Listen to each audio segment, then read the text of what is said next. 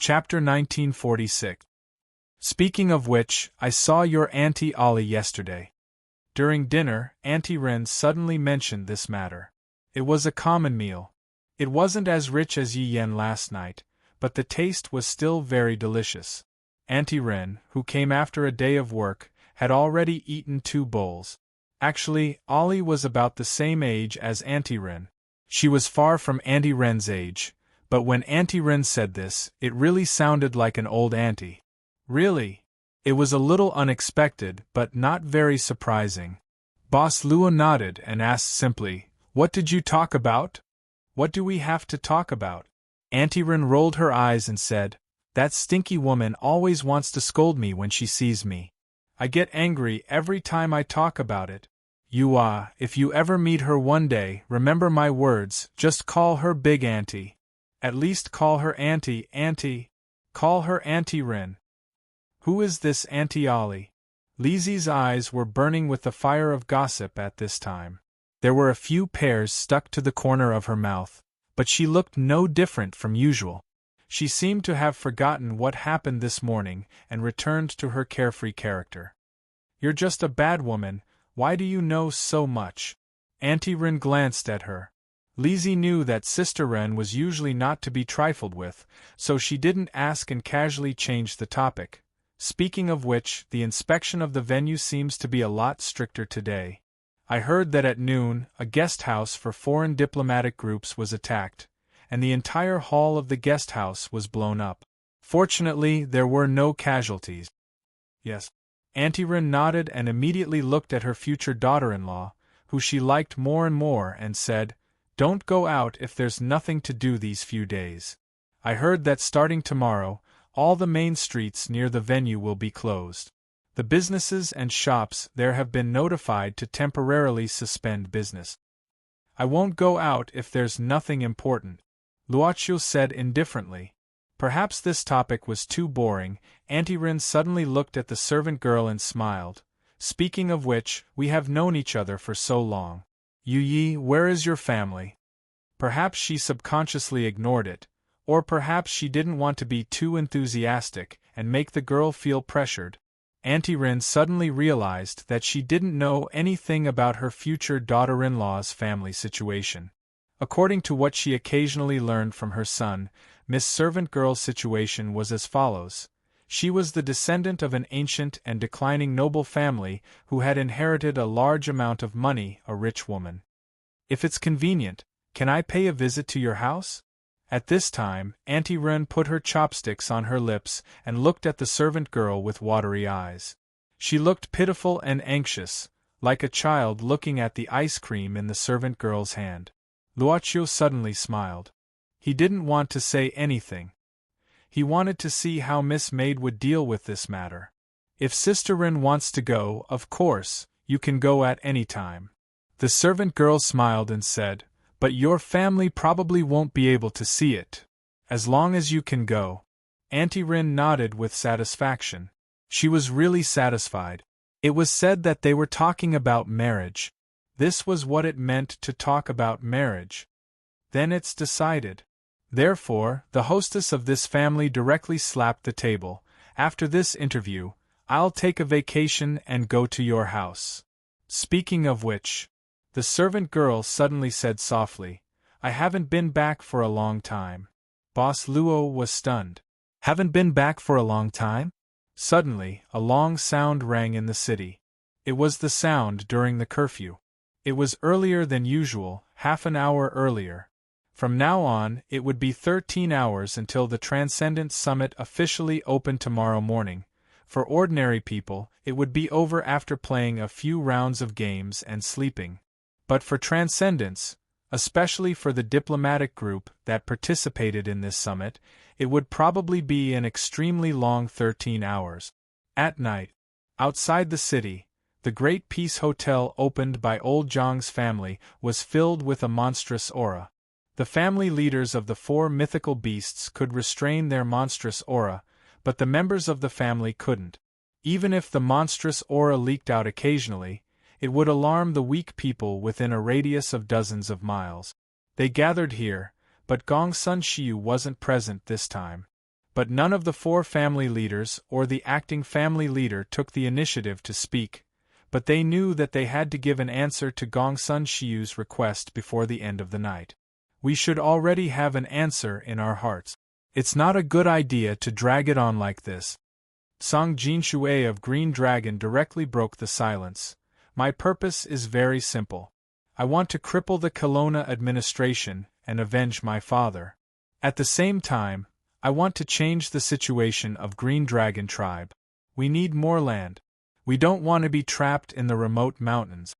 Song Jinshui, do you really want to cooperate with Gongsun Shiu? Ming Tushan of Black Tortoise frowned.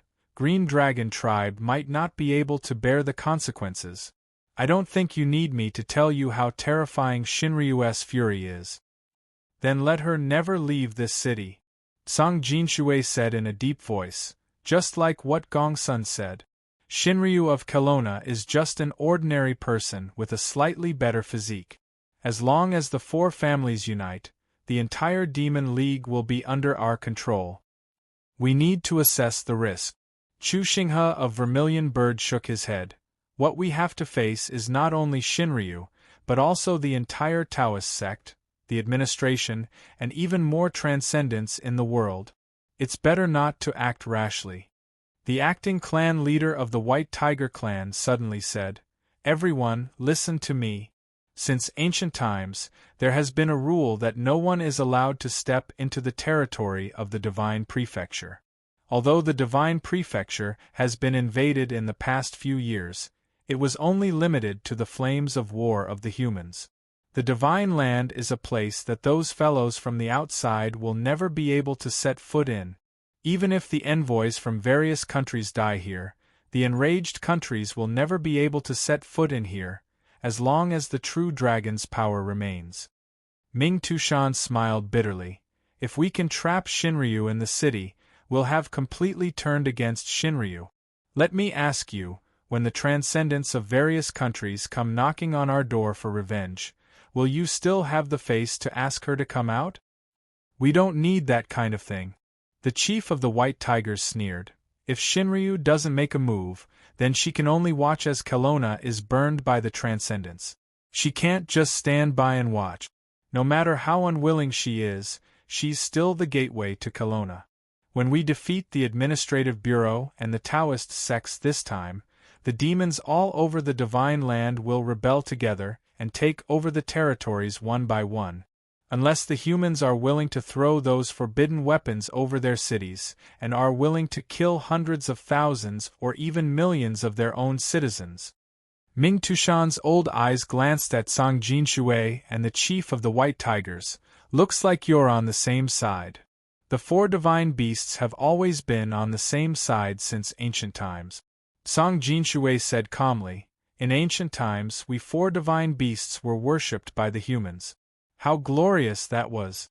Ming Tushan, are you willing to let your Black Tortoise tribe's last chance to turn the tables be destroyed in your hands and become a sinner for all eternity? You all call me a tortoise. Actually, it doesn't matter because I'm really a tortoise. Ming Tushan shook his head.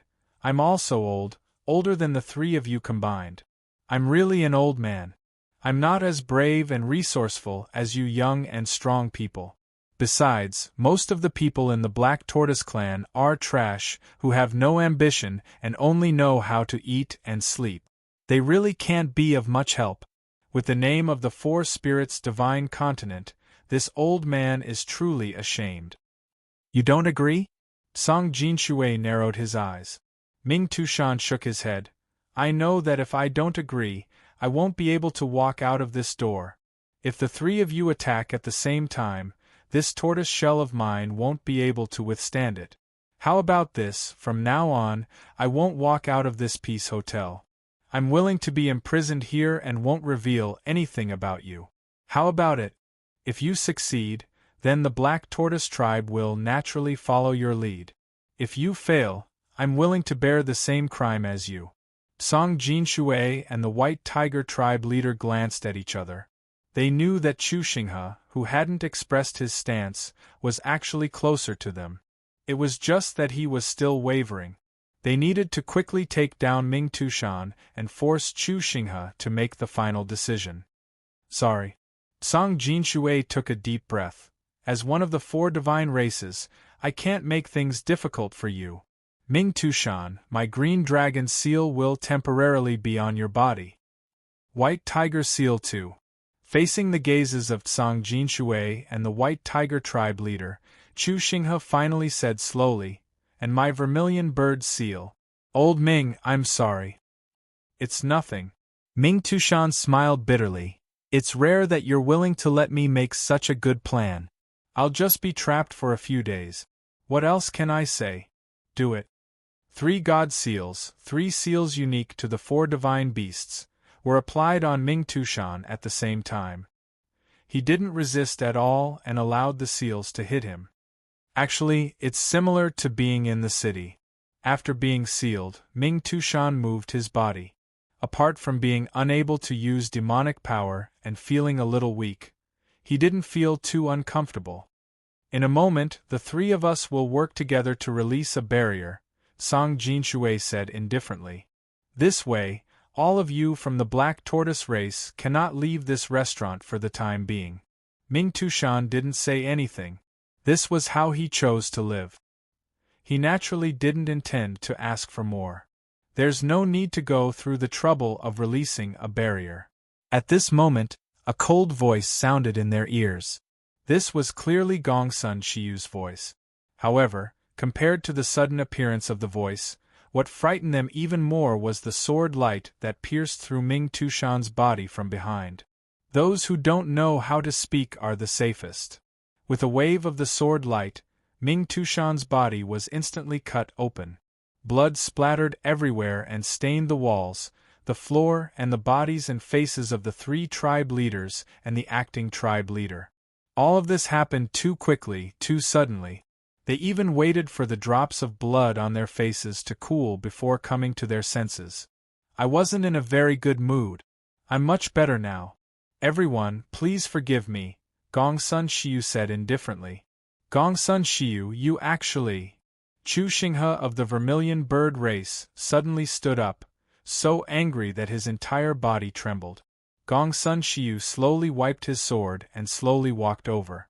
It wasn't a wasted lunch. You don't want to take responsibility, but you do want to sit back and enjoy the fruits of others' labor. You think it's fine, but I don't. Besides, without your 3-spirit seal, Ming Tushan wouldn't have died so easily under my sword. So, if you really want to pursue the matter, I'm afraid you won't be able to escape the blame. Chu Xinghe immediately sat down powerlessly. This matter had already exceeded his original expectations. Ming Tushan died here. It can't be hidden. If this matter is leaked, the entire Black Tortoise race won't let it go so easily.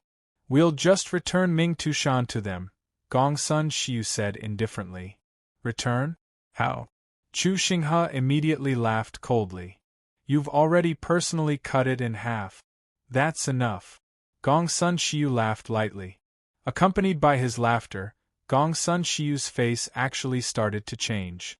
The bones in his body even started to creak. His body actually became crooked. Not long after, an identical Ming-Tu mountain appeared in front of them.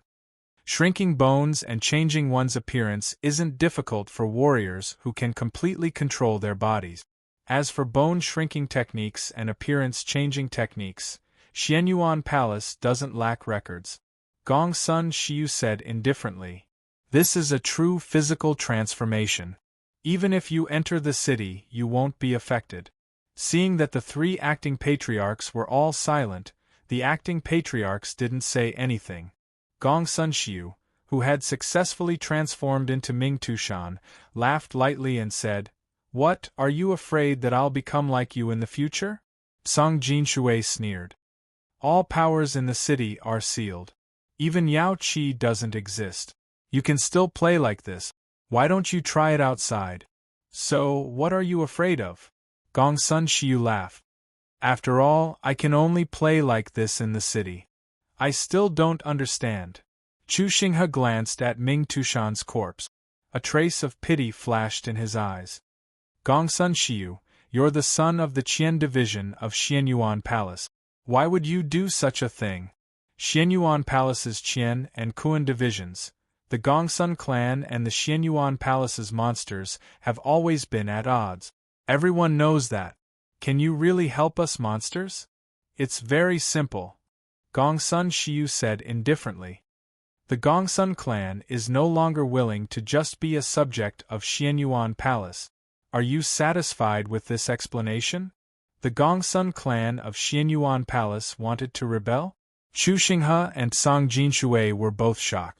At this moment, the substitute clan leader of the White Tiger clan suddenly bowed. The White Tiger clan is willing to help young Master Siyu ascend to the throne of Xianyuan Palace. You've already joined him. The substitute clan leader of the White Tiger clan said indifferently, I'm just a person who understands the situation. You're all searching for the future of your clansmen. I'm the same. I'm not Imperial Uncle Fu. I'm that brute who only knows how to hold on to the glory of the White Tiger clan and try to suppress the world with his fists. That's all.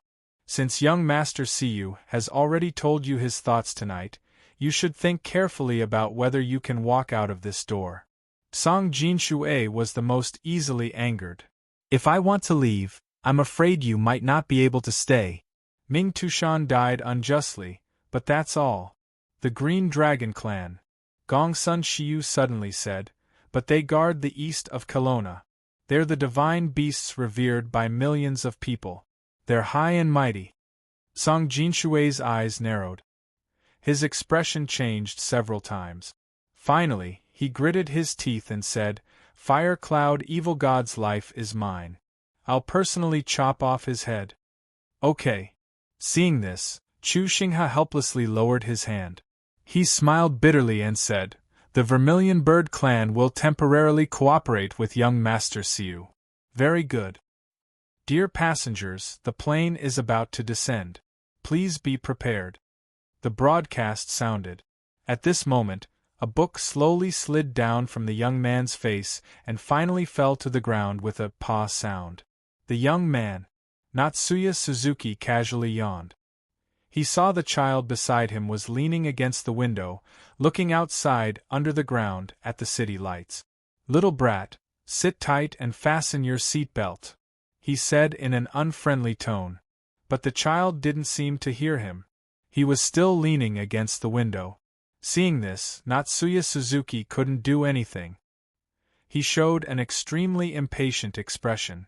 He directly held the child's waist and lifted him up. Then, he put him on the seat and fastened his seatbelt. His action was very rough. His expression was very ferocious and scary, but he still did it. On the side seat, a young man with gold-rimmed glasses was trembling. He lowered his head and didn't dare to look at Natsuya Suzuki and this strange child. He was Master Che Tian's male assistant. Master, are we really going with this guy? The male assistant asked in a trembling voice. However, Master Che Tian didn't seem to hear him. He lowered his head and drew something in his notebook. It looked like a sketch of a woman. Why not? Master Che Tian's pen stopped and he smiled. After all, it cost a lot to hire him, although I don't know how much. The male assistant was stunned. He couldn't change Master Che Tian's decision.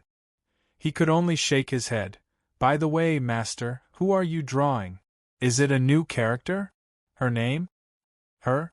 Master Che Tian looked down and smiled mysteriously. She is a story. Lamia's her name. Chapter 1947. Peace Hotel. In order to prevent the fake Ming Tushan from being seen through by the members of the Black Tortoise clan, the meeting between the four clan leaders was maintained.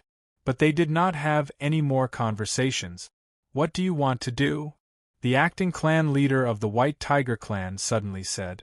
Chu Xinghe of the Vermilion Bird clan slowly walked to the side of Ming Tushan's corpse. This caused Song Jinshui and Gongsun Shiyu to look over. Chu Xinghe said indifferently, Elder Ming and I have known each other for so long. He can be considered an elder. Can you bear to see his corpse placed here and do nothing?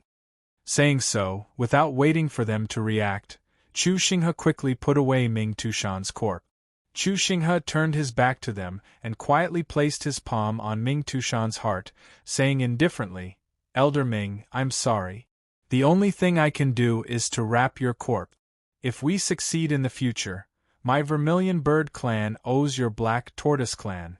I, Chu Xinghe, swear that I will not let anyone invade your Black Tortoise clan for no reason." Song Jinshui sneered, "Do you think my Azure Dragon clan will invade your Black Tortoise clan for no reason?" As he spoke, Song Jinshui suddenly stretched out his hand and grabbed.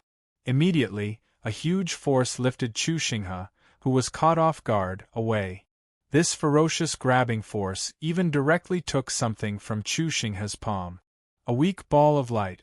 Chu Xinghe was shocked. "Song Jinshui, you really want to be so ruthless? Since you don't plan to turn back, then don't let any risk appear." Song Jinshui held the ball of light and said indifferently, "Elder Ming's 3 souls and 7 spirits don't need to be left behind. Just remember this enmity on my head." Saying so, under Chu Xinghe's shocked gaze, Song Jinshui directly crushed the ball of light in his hand. Starlight sparkled. "Why did my old man die on Mount Tai?" Song Jinshui said indifferently, "It's because he didn't do things ruthlessly enough. Those who achieve great things don't be influenced by personal feelings. Remember, you and I are shouldering the future of our respective races." Chu Xinghe's face turned pale, and he wanted to rush out of the door. "It is not time to leave yet. Where is Master Chu in a hurry to go?" The White Tiger's temporary tribe leader asked calmly. "Why don't you stay? Mr. Siyu still has something to say." Chu Xinghe bitterly turned around. Gongsun Xiu, who had transformed into the Dark Tussle Mountain, slowly said, "Clan leader Song Jinshui, you did things more decisively than I thought. I was planning to release the souls of the dead in the Dark Tussle Mountain." Song Jinshui laughed coldly, almost in disdain. "We originally wanted to imprison the Dark Tussle Mountain, not kill it." Gongsun Xiu smiled indifferently. Soon after, he waved his hand and 3 pearls shot towards Song Jinshui and the other 2. "Wear this on your body. As long as you are within 5 meters of the poison, you will be safe and sound when it is released. There aren't many things, so don't leave them behind." "Only 3. Chu Xinghe frowned. "What about the Black Tortoise clan?" Gongsun Xiu said casually, "What are you talking about, High Priest Chu? Wasn't the Black Tortoise clan by my side during the meeting? Do you have any other questions?" Chu Xinghe sat down without saying anything. Gongsun Xiu smiled and said, "Then, after dawn, let's depart together. It won't be long." On the way back, Kelowna, Shinryu and the Xianyuan Palace's delegation did not see Yan Xiaoxi. Instead, they saw Fire Cloud Evil God. Fire Cloud greets Elder Gui of the Xianyuan Palace. "No need to be so polite." Chichi Kamaya casually cupped his hands. Then, he looked around and said indifferently, "There is one thing I don't understand. Why did Mr. Fire Cloud want to meet us here? Is it because our Xianyuan Palace is so unbearable that we can't be seen by the world? It wasn't in the temporary command center of the agency, nor was it in a hotel. It wasn't even a restaurant. It was just in an unfinished building at a construction site. It was so secretive that it looked like a meeting between undercover agents. It's really inconvenient inside the agency right now." Fire Cloud Evil God smiled bitterly and said, "There are some discordant voices among us. To avoid trouble, I can only do this. Fire Cloud, I don't mean to look down on the Xianyuan Palace. I have no choice but to do this." "Old man, don't talk nonsense," Shinryu of Kelowna said directly. "I'm done here. It's your turn now. Where is Yan Xiaoxi?" Fire Cloud Evil God said, "Xiaoxi has another mission at the moment, so she can't show herself. Lord Long, please forgive her. However, I'll tell you what Lord Long wants to know." "It's about Gongsun Xiu," Long Shirua said directly.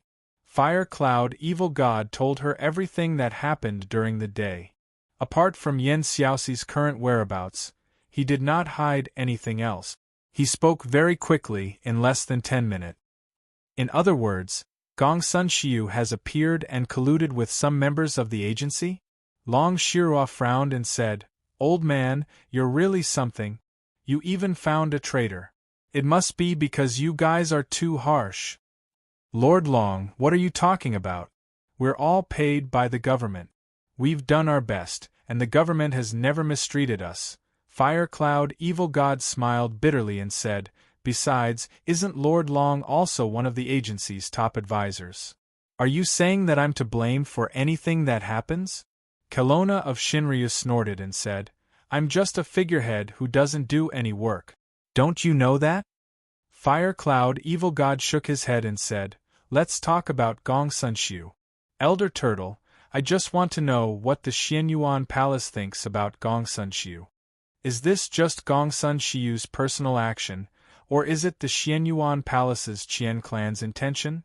Chi Kamaya said, "At this time, the Xianyuan Palace has no opinion." Fire Cloud Evil God frowned and said, "Elder Turtle, why do you say that?" Chi Kamaya said slowly, "Because Gong Sun Xiu died a few months ago, and I personally buried him. Everyone in the Xianyuan Palace can testify to this." "What?"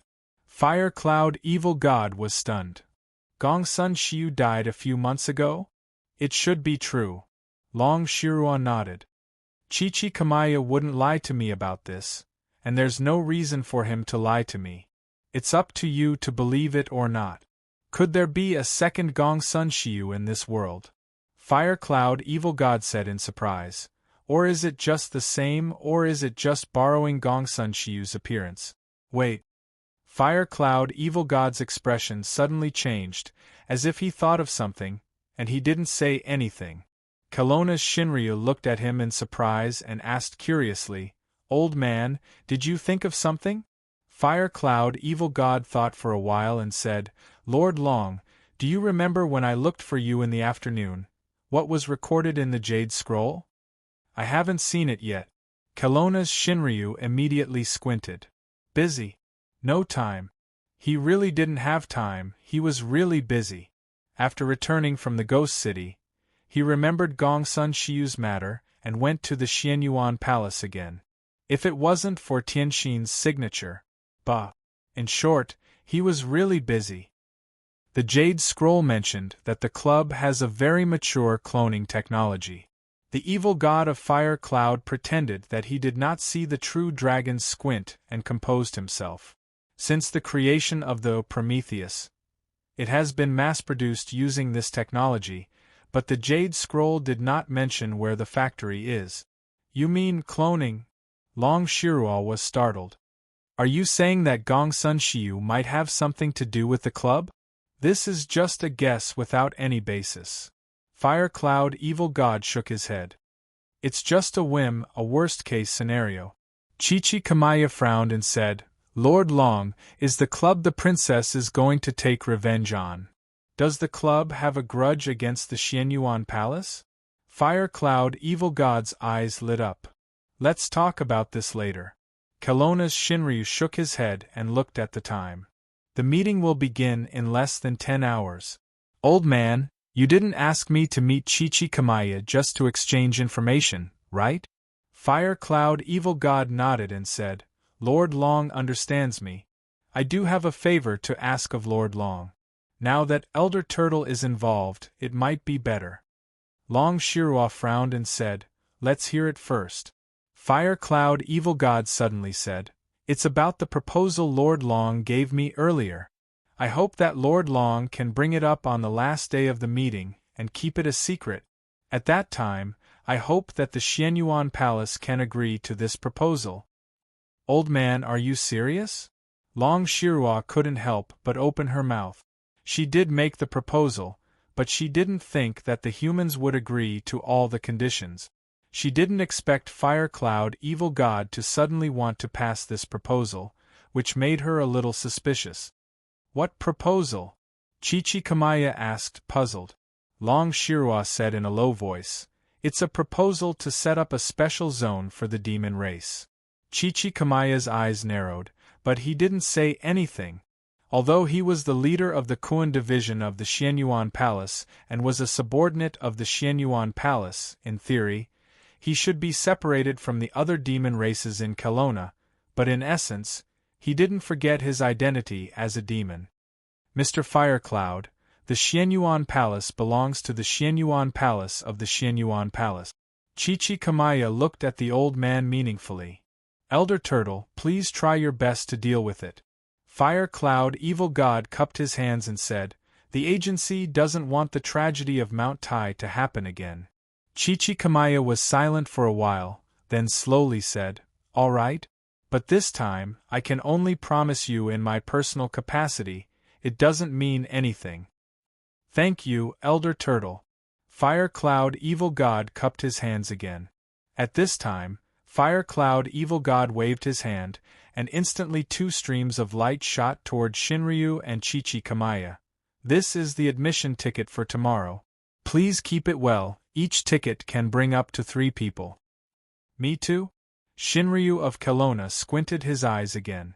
Firecloud Evil God smiled bitterly. Lord Long, our identities are sensitive, it's better not to get special treatment. We'll do what everyone else does. Shinryu was speechless, then he looked at Chichikamaya and said, Old Turtle, if you're free tonight, you can stay in my hospital. I have something to talk to you about. That's great. Chichikamaya smiled. Lord Long's house is more comfortable. This old man also misses Miss Pianxian very much. Then, I'll take my leave. Firecloud Evil God waved his hand and said, I have something to deal with, I can't stay here for long. Money was a very useful ability. After paying several times the price, Sensei and his team finally found a hotel that was willing to accept them.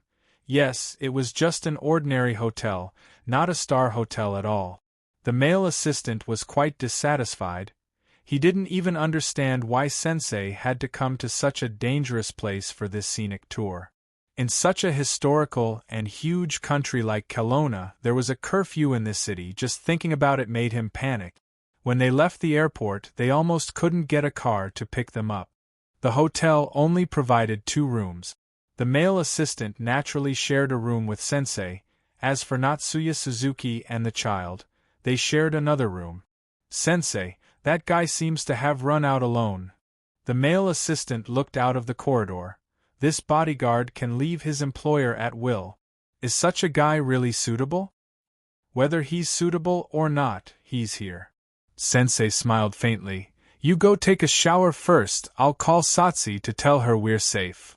Miss Satsi. Got it. The male assistant nodded. Sensei saw the assistant had gone into the bathroom, so he smiled casually. Then he opened the curtain and looked out of the street. A figure appeared on the street at this time. It was Natsuya Suzuki who went out alone. Natsuya Suzuki seemed to have noticed something, suddenly looking back. He even greeted him. Sensei smiled faintly, then closed the curtain. This city really forbids everything as the rumor says. Sensei slowly sat at the desk, thinking and muttering to himself. In this case, the record seems to be a bit troublesome. He took out an ordinary notebook and began to write something with his pen. Bastard! I can't even find a convenience store, what a shitty place. Natsuya Suzuki walked alone on the empty street. The curfew was already over, and some of the time, not only was there no one on the street, but all the shops were closed, which made Natsuya Suzuki very unhappy. He wanted to go out to buy some instant noodles and beer. Bro! Natsuya Suzuki suddenly shouted to a figure in front of him. It was rare to meet a passerby, so Natsuya Suzuki planned to ask him for directions. He didn't believe that no one would secretly open the door and make noise in such a big place. He was very clear about the deep-rooted bad habits of human beings. Hey bro, I'm calling you. However, the figure in front of him didn't seem to hear him, walking on his own. I'm angry. Natsuya Suzuki's irritable character came online, directly walking behind him, putting one hand on his shoulder. I'm calling you, bro, in a white suit. The man in the white suit paused for a moment, then slowly turned around. He met Natsuya Suzuki's eyes. What Natsuya Suzuki saw was a pair of eyes full of fighting intent. However, this pair of eyes that were filled with the aura of battle changed a little. They became extremely frightened. "Don't come here!" The man in a white suit instantly screamed, trembling all over, and then ran away as if his life depended on it. Natsuya Suzuki stood there dumbfounded, touching his face. "Am I so scary? By the way, who is this man? He looks familiar." "Forget it, I can't remember." Chapter 1948. In the end, Natsuya Suzuki still couldn't find a convenience store that dared to open secretly, but he found a vending machine. It was like finding a treasure. Natsuya Suzuki immediately ran to the vending machine. Then, a tragedy happened. This was a vending machine that scanned the QR code to pay. He didn't have the corresponding payment software on his mobile phone, nor did he have the corresponding account. Bastard, her entire face was pressed against the glass cabinet of the vending machine. She pounded the machine with all her might. Unexpectedly, the vending machine suddenly made a crackling sound. The electric current was flowing on the vending machine's body, and then passed through Natsuya Suzuki's arm to his whole body, making his hair look like a noble. "Who come out?" Natsuya Suzuki, who was electrified, suddenly frowned. His neck crooked and made a cracking sound. At the same time, he pinched his finger bones. "I'm going to kill you." If he wanted to kill someone, it would be useless even if Jesus came. "You look quite spirited, Jean-sure. It's you, Madam Butler?" Under the dim street lamp, Miss Maid's smile seemed to be covered with a soft golden light, which made her look very warm. "Jean-sure, are you finally going to kill me?" Miss Servant Girl squinted her eyes and smiled. Natsuya Suzuki was still pinching his finger bones. He didn't pay attention and almost broke them. If he killed her, he would be the one who would be killed. He swallowed and shuddered. He immediately touched the back of his head and laughed. "Madam Butler, what a coincidence. It's so late, are you out for a walk?" "I'm here for you, Jean-sure," Miss Maid said indifferently. "For me?" Natsuya Suzuki was stunned, and immediately thought of something. He couldn't help opening his mouth. "Could it be?" Miss Maid chuckled and said. "You've been awake for so long, don't you want to meet your new master?" Sure enough. Natsuya Suzuki fixed his eyes. Natsuya Suzuki finally met his new boss in a tidy and clean suite of a hotel that had a bird's-eye view of half of the city. This was more than half a year late. A circle of black light appeared on the carpet, and then Miss Maid and Natsuya Suzuki appeared in the circle. "Master Jean-sure is here." While listening to Miss Maid's voice, Natsuya Suzuki was also sizing up his new boss. Didn't he guess what his new boss looked like before coming here? That was obviously impossible. "He's the new master?" Natsuya Suzuki opened his mouth subconsciously and then whispered. "He's surprisingly young, however, the necessary etiquette couldn't be lacking." This was not only because of the servant girl's oppressive blue eyes, but also because of the restriction in the depths of the black soul envoy's soul. The shackles of submission and loyalty that could never be broken. He knelt on the ground with one knee on the ground, and lowered his head, and restrained his ferocious appearance. He couldn't squeeze out a smile, and could only force himself to maintain a slightly serious look. "Honsher Sakamoto, I'm here to meet the new boss." It was quiet, only the sound of pages being turned could be heard from time to time. Before this, Boss Luo was reading a thick black manuscript in his hand.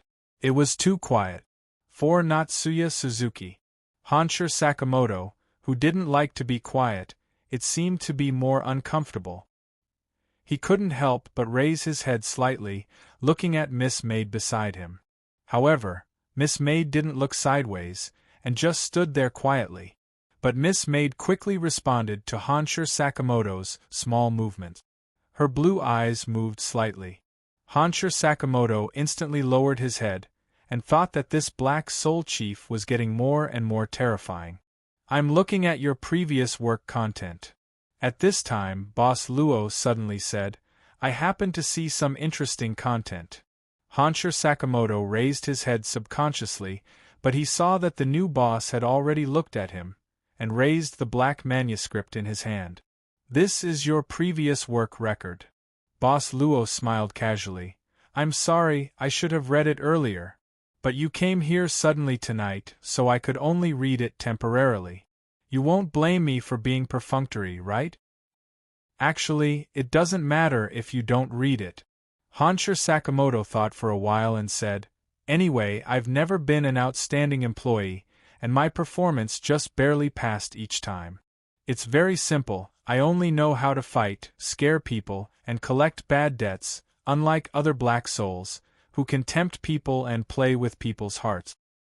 He was about to stand up with his knees just off the ground, but Miss Maid's blue eyes moved to him again. Hansher Sakamoto was so scared that his knees instantly hit the floor again. When you see me in the future, be more casual. Boss Luo waved his hand. Get up first.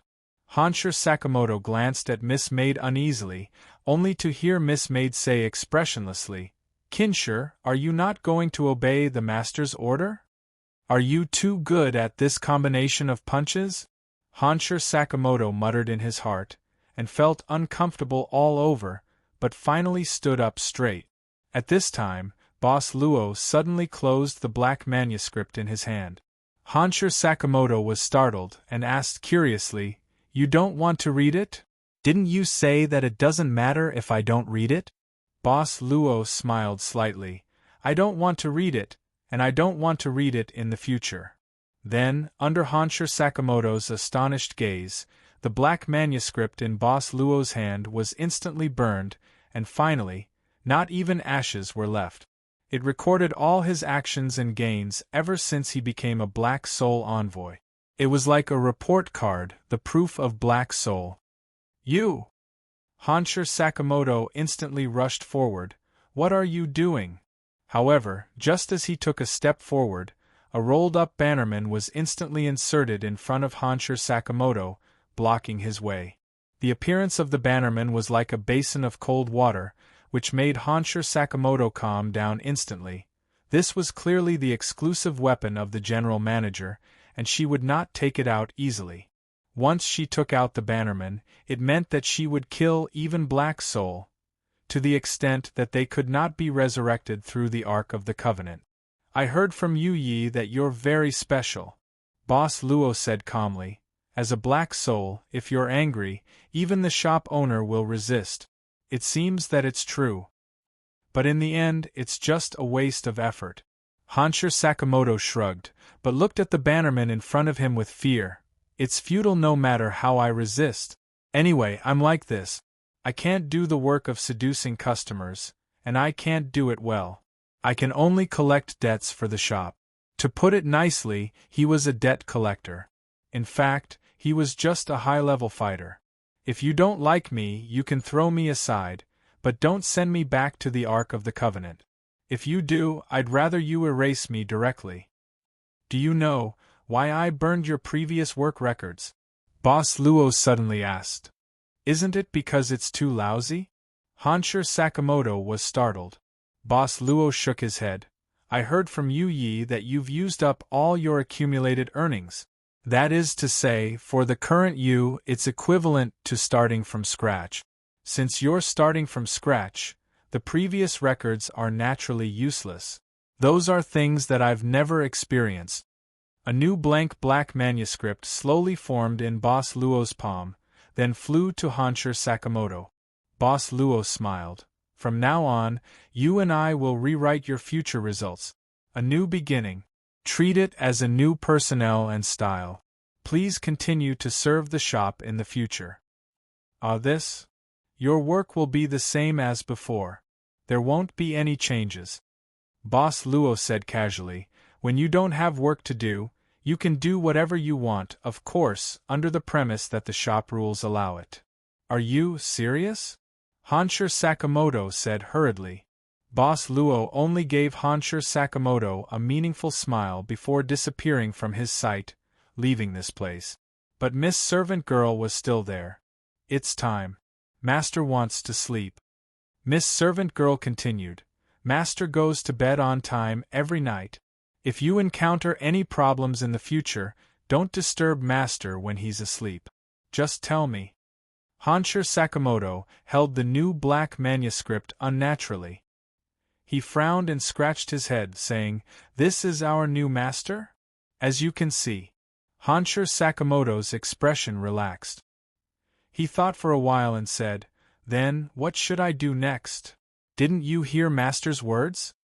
Miss Maid said indifferently, "When there are no special instructions, you can act freely according to your own will. Now, you can act freely and you don't need to report. Master will know everything you do whether you report it or not." Hansher Sakamoto shrugged indifferently. Black souls had no secrets in front of the shop owner. The only difference was that the shop owner knew everything. "By the way, what are you going to do with that kid?" Miss Servant Girl asked coldly. Hansher Sakamoto thought for a while and said, "I'm going to find a chance to throw that kid away. It's too troublesome." "Don't you think it's a pity?" Miss Servant Girl said with a smile. "After all, you emptied all your savings to save the kid. What else can I do?" Hansher Sakamoto shook his head and said, "I can't turn this kid into an black soul and collect the debt with me, right? It sounds like a good idea." "You?" Hansher Sakamoto frowned and said, "Are you serious? I want to ask you." Miss Servant Girl said indifferently, "Ask yourself, why do you keep this kid with you? If you want to throw him away, you always have the chance to do so." Hansher Sakamoto remained silent. "Let's call it a day." Miss Maid immediately smiled and said, "There's one more thing. The city's ban was set up by Master. Although the ban has no effect on Onyx Soul, you have to think clearly about why Master wants to ban this city. For example, even if it's just breaking a vending machine, it will also deduct performance."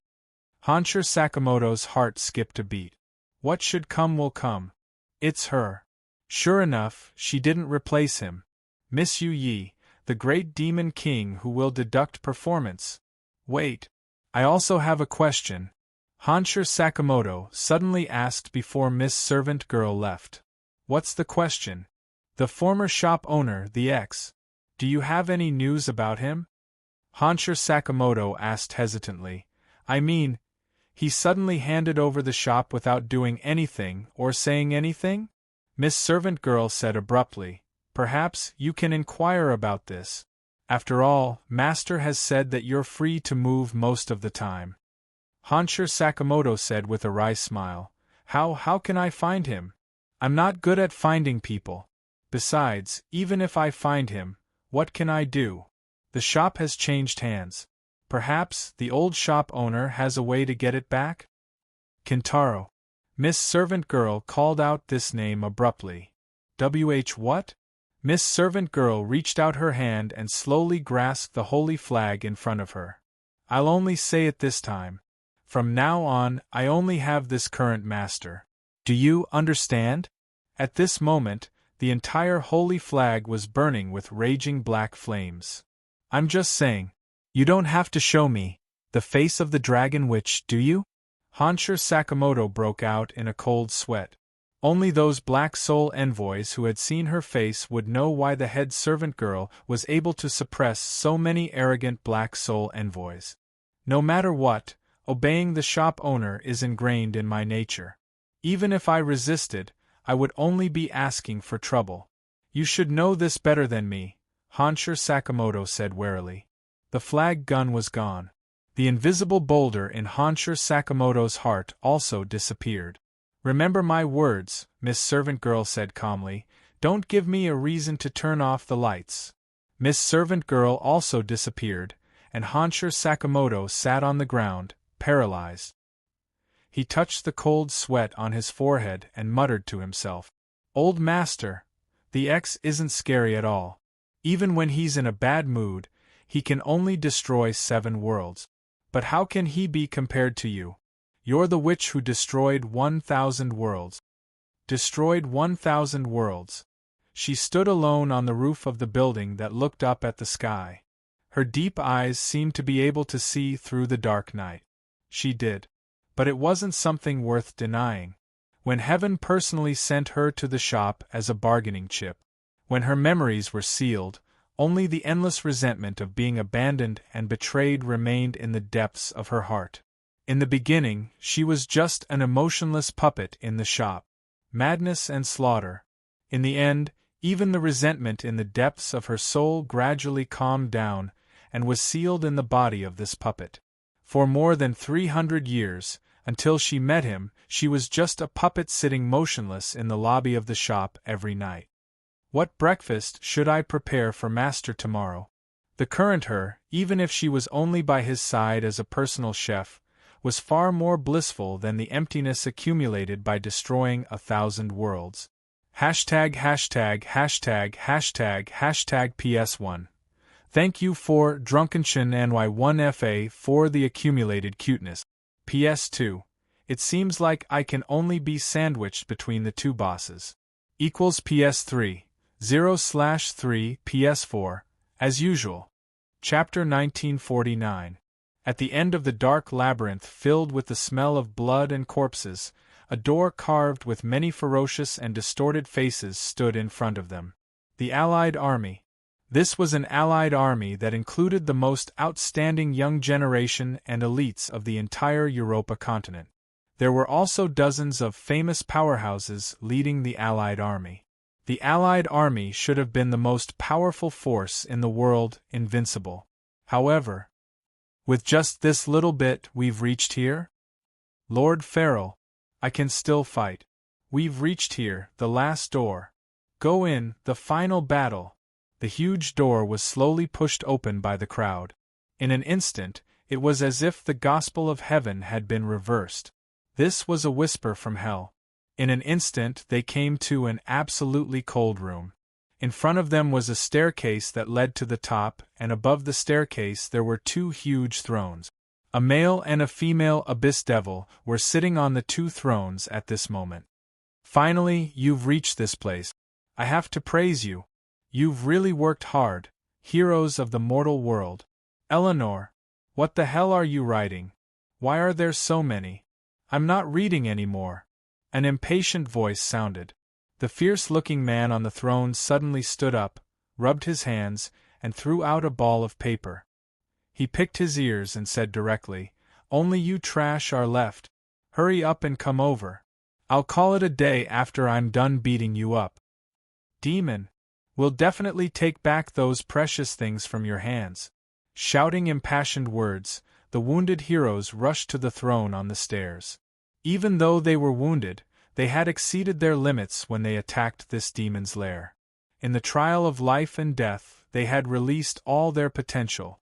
However, the man on the throne just tilted his head, stretched out his hand, and took out a single-edged axe. Then, he casually walked down from the throne. With one swing of the axe, he chopped away a ray of hope as easily as chopping a motionless scarecrow. Too weak. How did you fight your way here? The guys in front all went easy on you, right?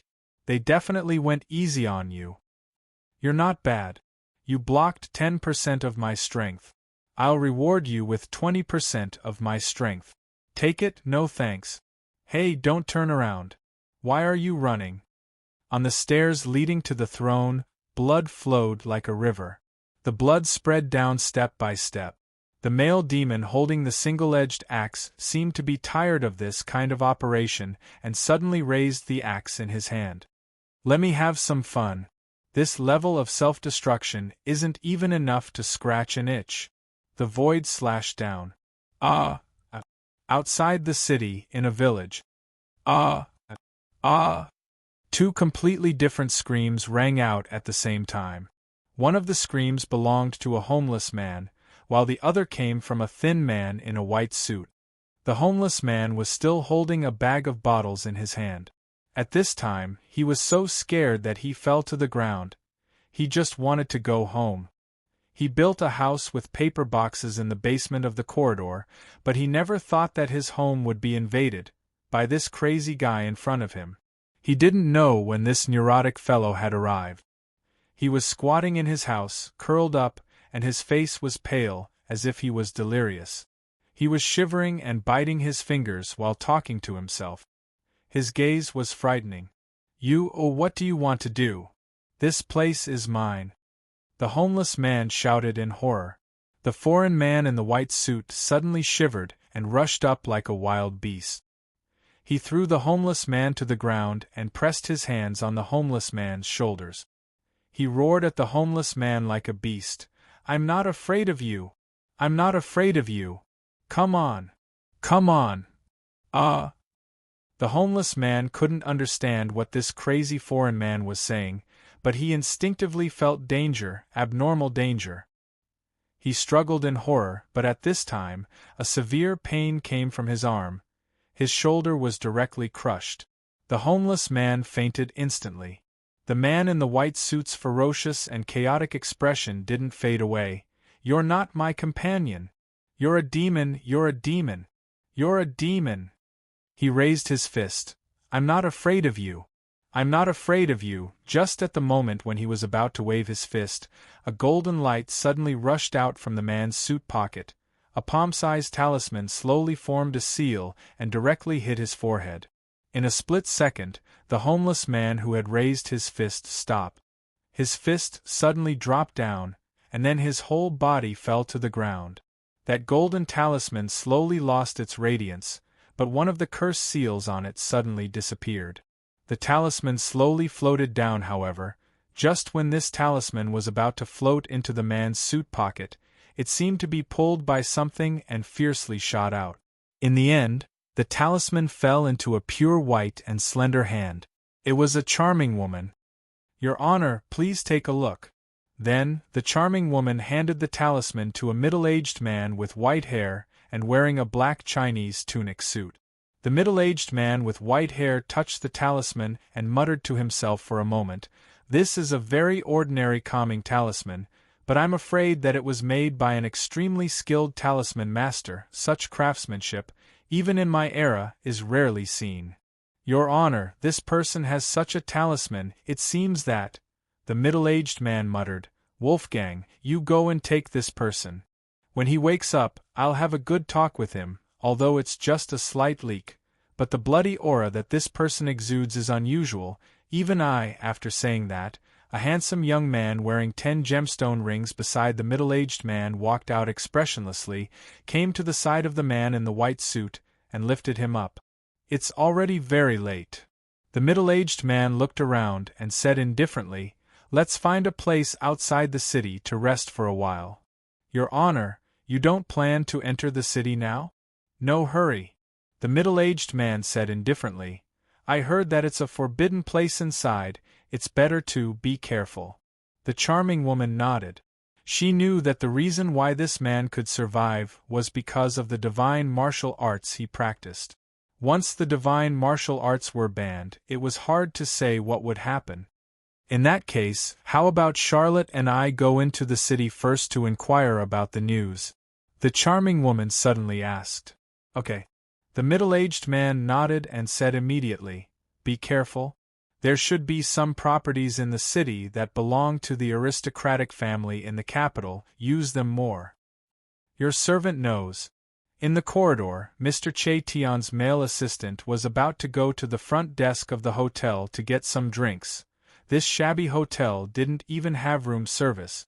But soon, the male assistant met Natsuya Suzuki, who came back with a shopping bag and seemed to have a lot on his mind. The male assistant instantly shuddered and turned to face the wall. Then, his heart beat wildly, and he nervously listened to Natsuya Suzuki's footsteps. It seemed that he was thinking about something and didn't notice him at all. The male assistant couldn't help but secretly breathe a sigh of relief at this moment.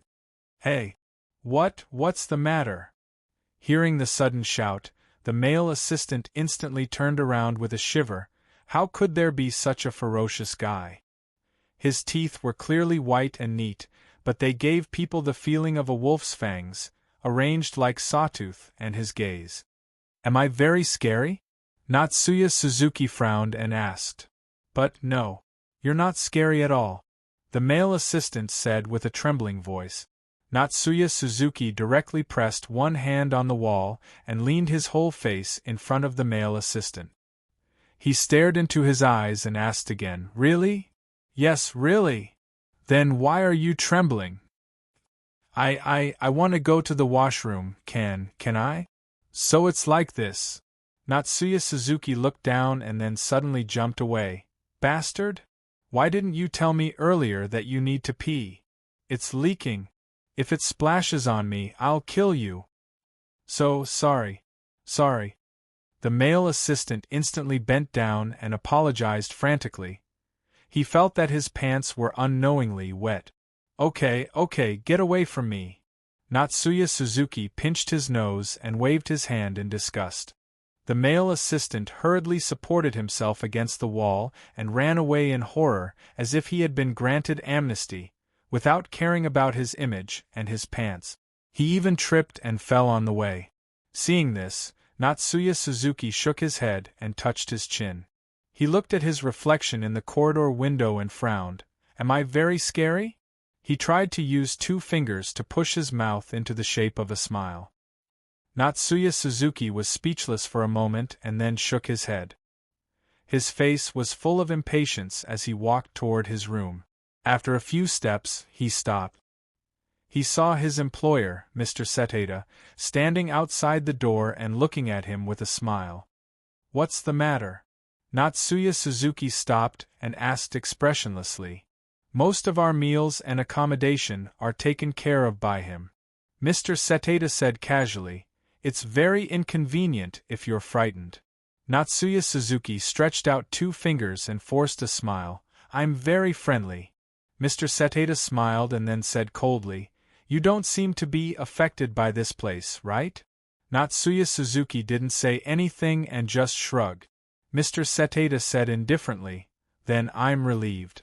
It proves that I didn't hire the wrong person. I'll leave my safety to you, Mr. Suzuki. Good night." Seeing that her employer had only said a few words and then returned to her room, Suzuki gave her a sidelong glance. Crazy. He then kicked open the door of his room and walked in. He saw the boy sitting on the bed, hugging his knees and watching TV. "Why don't you turn on the light?" Natsuya Suzuki frowned. Only the light from the TV cast a colorful glow on the boy's face. "Why aren't you sleeping?" Suzuki turned on the lights in the room, and then turned it off. She picked up the remote control and turned off the TV. "If you can't get up tomorrow, I'll leave you here and let the housekeeper pack you up and throw you into the trash can. I'll wait for you." Natsuya Suzuki opened his mouth and wanted to say something, but in the end, he didn't say anything and sat on the other bed. He didn't even take off his shoes. He just leaned on the bed and stared at the ceiling with empty eyes. The boy didn't make a fuss when the TV was off. He just turned around and hugged his knees, quietly watching Natsuya Suzuki. "Aren't you sleepy?" Natsuya Suzuki suddenly asked. "Yes." He nodded. "There's something in the bag. Eat it if you're hungry." "Yes." He shook his head. Natsuya Suzuki shook his head. He remembered the conversation with the Demon King's maid before he came back, so he suddenly asked, "Would you sell your soul?" "Yes?" He was confused. "Never mind." Natsuya Suzuki turned around and said indifferently, "Go to sleep, I'm sleepy." After a while, the boy suddenly got up from the bed and came to Natsuya Suzuki. He pulled the quilt over him and then turned off the light.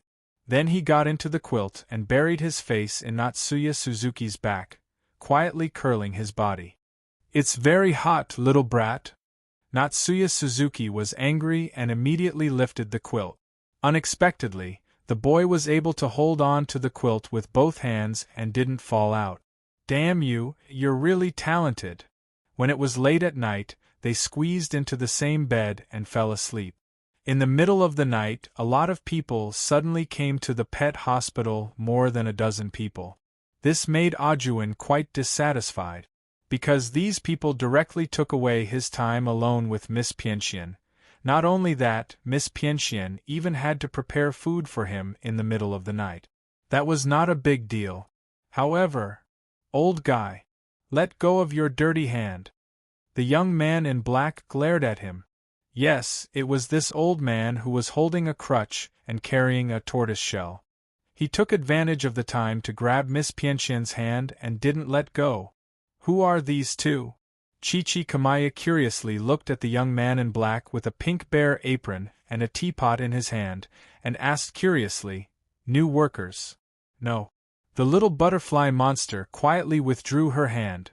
Mr. Ajuin and Miss Leia are staying here temporarily. Just for one night. Kelowna's Shinryu suddenly added, They're leaving tomorrow. Kamaya opened his eyes a little, and suddenly looked at the fat girl behind Ajuin. It was very strange. Although her figure was very obvious, she didn't seem to have much presence. She just hid in the corner, and the words "Don't look at her" seemed to be written all over her face. Suddenly, Kamaya stuck his crutch into the ground, and then pulled it out. The sharp sword hidden in the crutch stabbed out instantly, toward the fat girl. At the moment when the sword was about to stab Leia moved. With a clang, Kamaya's sword was directly blocked by Leia. After that, Kamaya directly withdrew his sword and retreated. The sharp sword was neatly put back into the crutch again. Little girl, you're good at swordsmanship. Kamaya stroked his beard and said with a smile, I have a prescription here that can detoxify and remove fat. Your achievements may not be below Miss Pienxian's in the future. The little butterfly monster blinked. Achievements? Grandpa Tortoise, what achievements? Kamaya was directly lifted and dragged out by Kelowna's Shinryu. #PS. 1/3. Chapter 1950. A scream came from the upper floor of the pet hospital. It was the kind of scream that could make people shrink their necks. Kamaya's scream. Grandpa Tortoise should be fine, right? The butterfly monster looked up at the ceiling and asked. Probably. Ghost Baby shrugged and then extended the plate in his hand expressionlessly. Is there anything else to eat? Right away. The butterfly monster in the pet hospital went to work. Kamaya sat on the sofa and took a hot egg. He wrapped it in a towel and put it on his right eye socket. He said seriously, Lord Long, I have a prescription that can relieve the anger in the liver and relieve depression. I'll cook it for you later, okay? Didn't I teach you everything you know? Kelowna's Shinryu glared at him. What do you mean by a prescription that's suitable for menopausal women? Idiot, you don't know. As the saying goes, don't hold back. As a teacher, I like to hold back. This is the tradition of Kelowna. How can I forget my ancestors? Kelowna's Shinryu was about to hit him. Kamaya immediately hid behind the sofa. Long Shiro rubbed her forehead and said in a low voice, I'm not in the mood to talk to you about this. Sit down, I have something to talk to you about. Who's in charge of the Qian division of the Xianyuan Palace? Kamaya said slowly, since Gong Sun Xiu's father was sent to the ice pool, the Qian division's affairs were temporarily handed over to Gong Sun Wuzong. Who are you talking about? Gong Sun Wuzong? Kelowna's Shinryu frowned. The gloomy guy who hasn't been seen for decades and always sends a pigeon to deliver a message? You can't say that. Kamaya smiled bitterly. Wuzong has always been in charge of the law enforcement hall of the Xianyuan Palace. If he's easy to get along with, he won't be that intimidating. What about the law enforcement hall?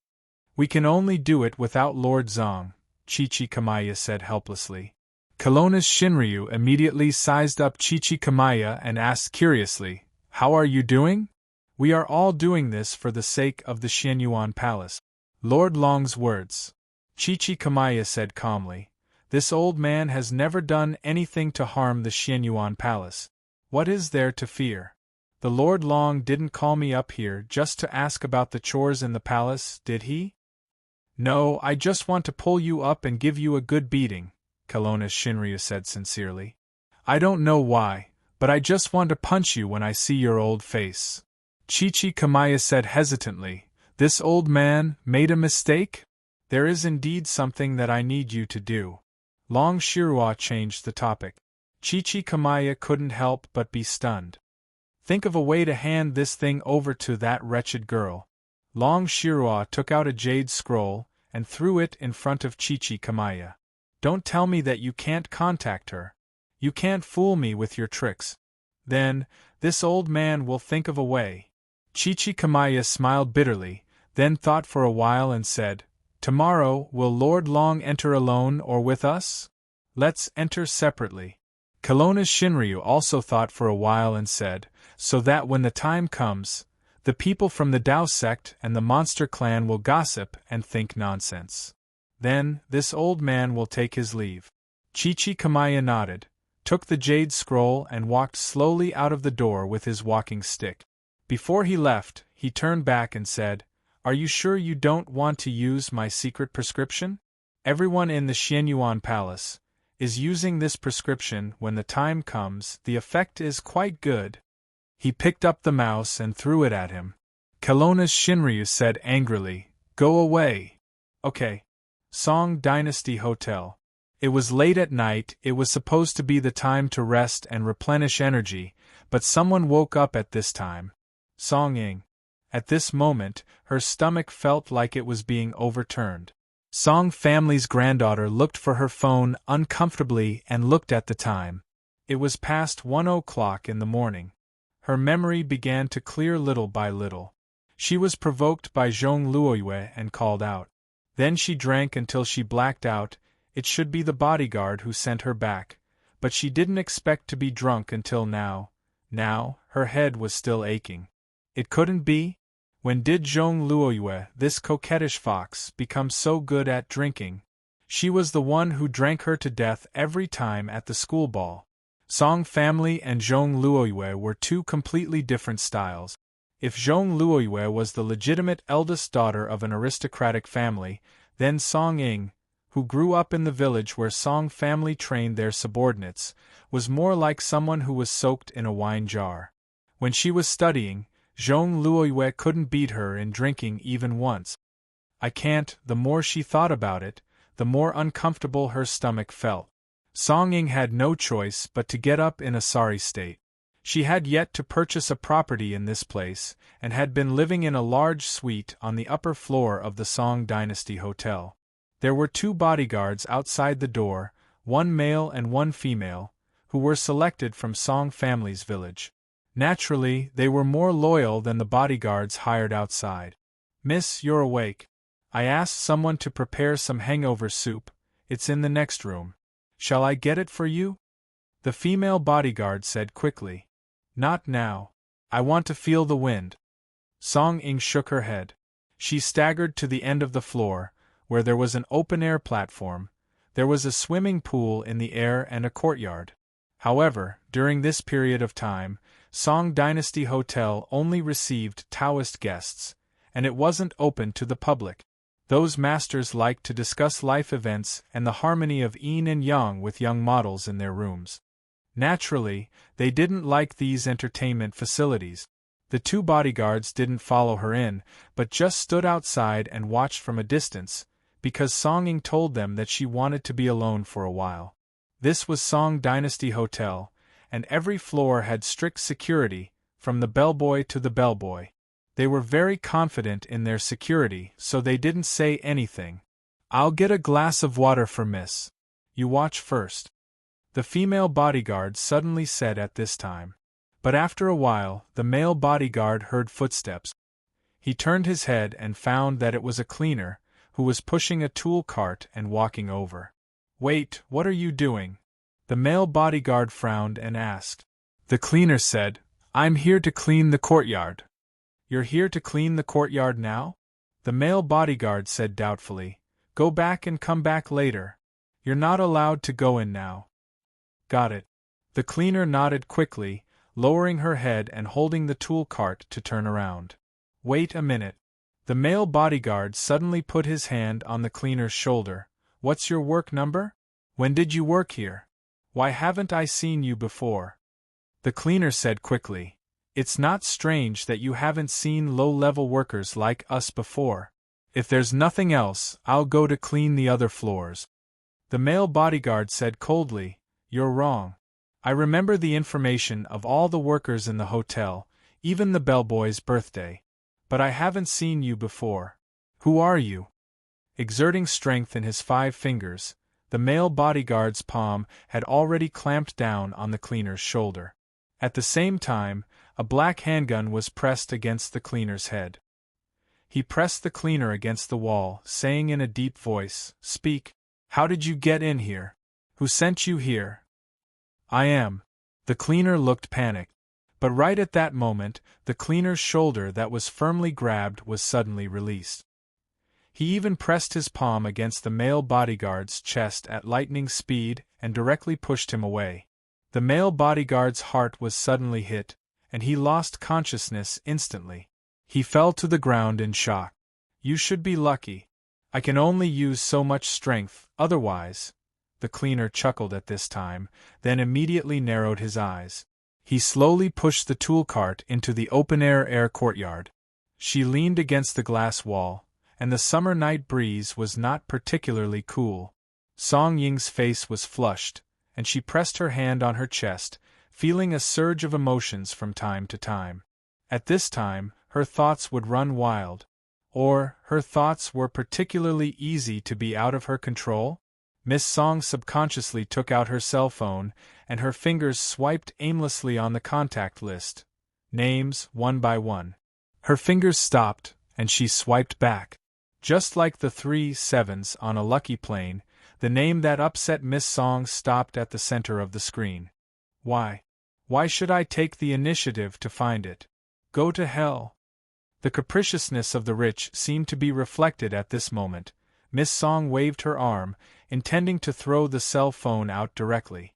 Unexpectedly, Song Ying's arm was directly caught at this moment. "Miss, this thing will hurt passers-by if you throw it out. You'd better be careful." Song Ying frowned and she subconsciously struggled a few times, but found that she couldn't get out of the other's hand. Who are you?" "The cleaner." "Do you know who I am?" "Let go of me." Her limbs were weak. "Of course I know who you are." The cleaner smiled. "It's because I know who you are that I'm here. Miss Song, please come with me. There are some things I want to confirm with you." "Go. Where to?" Song Ying, who was still a little dizzy, asked subconsciously. "You'll know when you get there," the cleaner said softly. "I warn you. Let go of me or you'll regret it. Let go of me. I'm afraid the bodyguards outside can't protect you, Miss Song." The cleaner smiled faintly. "Just come with me." With this, the cleaner pulled Song Ying more forcefully. Then, something unforgettable happened to the cleaner. He seemed to see a rainbow. A colorful rainbow spurted out from Song Ying's mouth, directly sprayed on his face, body, and all over his body. Perhaps the cleaner had never experienced such a thing, so he was dumbfounded. This was truly something that he had never experienced in his entire life. I told you, you'll regret it." Song Ying painfully covered her mouth at this time, but her stomach turned over again, and her hand couldn't cover it any more. Seeing that the second rainbow was about to erupt, the cleaner suddenly shuddered, retreating with disgust and fear, and had to let go of his hand that was holding Song Ying. How unlucky he was! The cleaner's eyes were filled with anger, and even a trace of killing intent. He directly snorted, and directly grabbed Song Ying without saying anything. Bang! However, at this time, a sound was heard. It was the sound of a bullet being shot. At the entrance of the courtyard, the female bodyguard who went to pour water had returned. The bullet directly shot through the cleaner's palm at this moment, and the impact even directly knocked his arm away. The cleaner snorted, grasping the wrist of his injured hand, and blood was dripping down from his fingers to the floor. Bang, bang, bang. However, the female bodyguard didn't even give the cleaner any time to react, and spat out bullets one after another. The cleaner glanced at Song Ying with a gloomy look, then snorted lightly, and directly jumped over the glass wall, as if jumping down from the high-rise. The female bodyguard hurriedly rushed up, and when she arrived and stuck her head out of the wall, she saw that the cleaner had escaped to the hanging courtyard on the lower floor. This was a high-rise with a staircase design, and each floor had the same facilities. He escaped quite fast. The female bodyguard snorted, and immediately took out the walkie-talkie.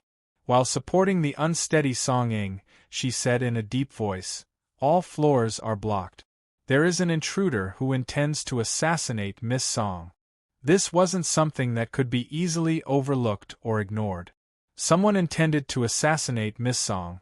This was a big taboo for the Song family. Since the young Song-ing witnessed her parents being killed because they sat in the car that was tampered with by the enemy, Master Song was so mad that he directly wiped out the enemy's family. Since then, the Song family was particularly sensitive to this kind of assassination. The degree of sensitivity could even make the Song family directly turn hostile, no matter who the target was. "You haven't finished your homework today. Where are you going?" In the room, Princess Chuyang, who was sitting in a white exercise suit, slowly opened her eyes. Before this, Song Haoran was shirtless, with his left hand behind his back, and only supported his body with the thumb of his right hand. It had been like this all the time. He was sweating profusely. However, at this time, he directly stood up, and without looking at Princess Chuyang, he said indifferently, "Murder. You haven't finished your homework today, so you're not allowed to go out." Princess Chuyang said indifferently, "It's just an assassin, there's no need for you." He tilted his head, and looked at Princess Chuyang from the corner of his eyes. "Remember, never stop the people of the Song family from taking revenge." Song Haoran had already pushed open the door and walked out, bringing with him a terrifying murderous aura. Princess Chuyang slowly sighed. As the princess of that dynasty, the princess of that emperor, she didn't expect to be scared off by Song Haoran's gaze. He really is a demon star in troubled times. #######PS. As usual. Chapter 1951. However, the sudden appearance of this assassin cleaner had indeed exceeded the expectations of the Song family guard. Even though they had promptly sealed off every floor, they were still unable to capture the assassin cleaner. Not only were they unable to capture him, the guards on 3 floors had already been knocked down along the way. The surveillance cameras had even lost track of the cleaner. Fortunately, there were no other guests in the Song Dynasty Hotel at this time. Otherwise, it would have caused a commotion. At this moment, in a certain floor's cleaning room, he was currently frowning as he cleaned the stains on his body. Perhaps no one would have thought that he would actually fail because of such a thing. "The last time, I was suddenly hit by a car, but this time..." He could not help but frown. "Next time, if anyone tells me that dimensional observers are born orphans and are prone to misfortune, I will..." The more he thought about it, the more uncomfortable he felt. He had actually been vomited on by a woman. The stench of alcohol was impossible to wash away.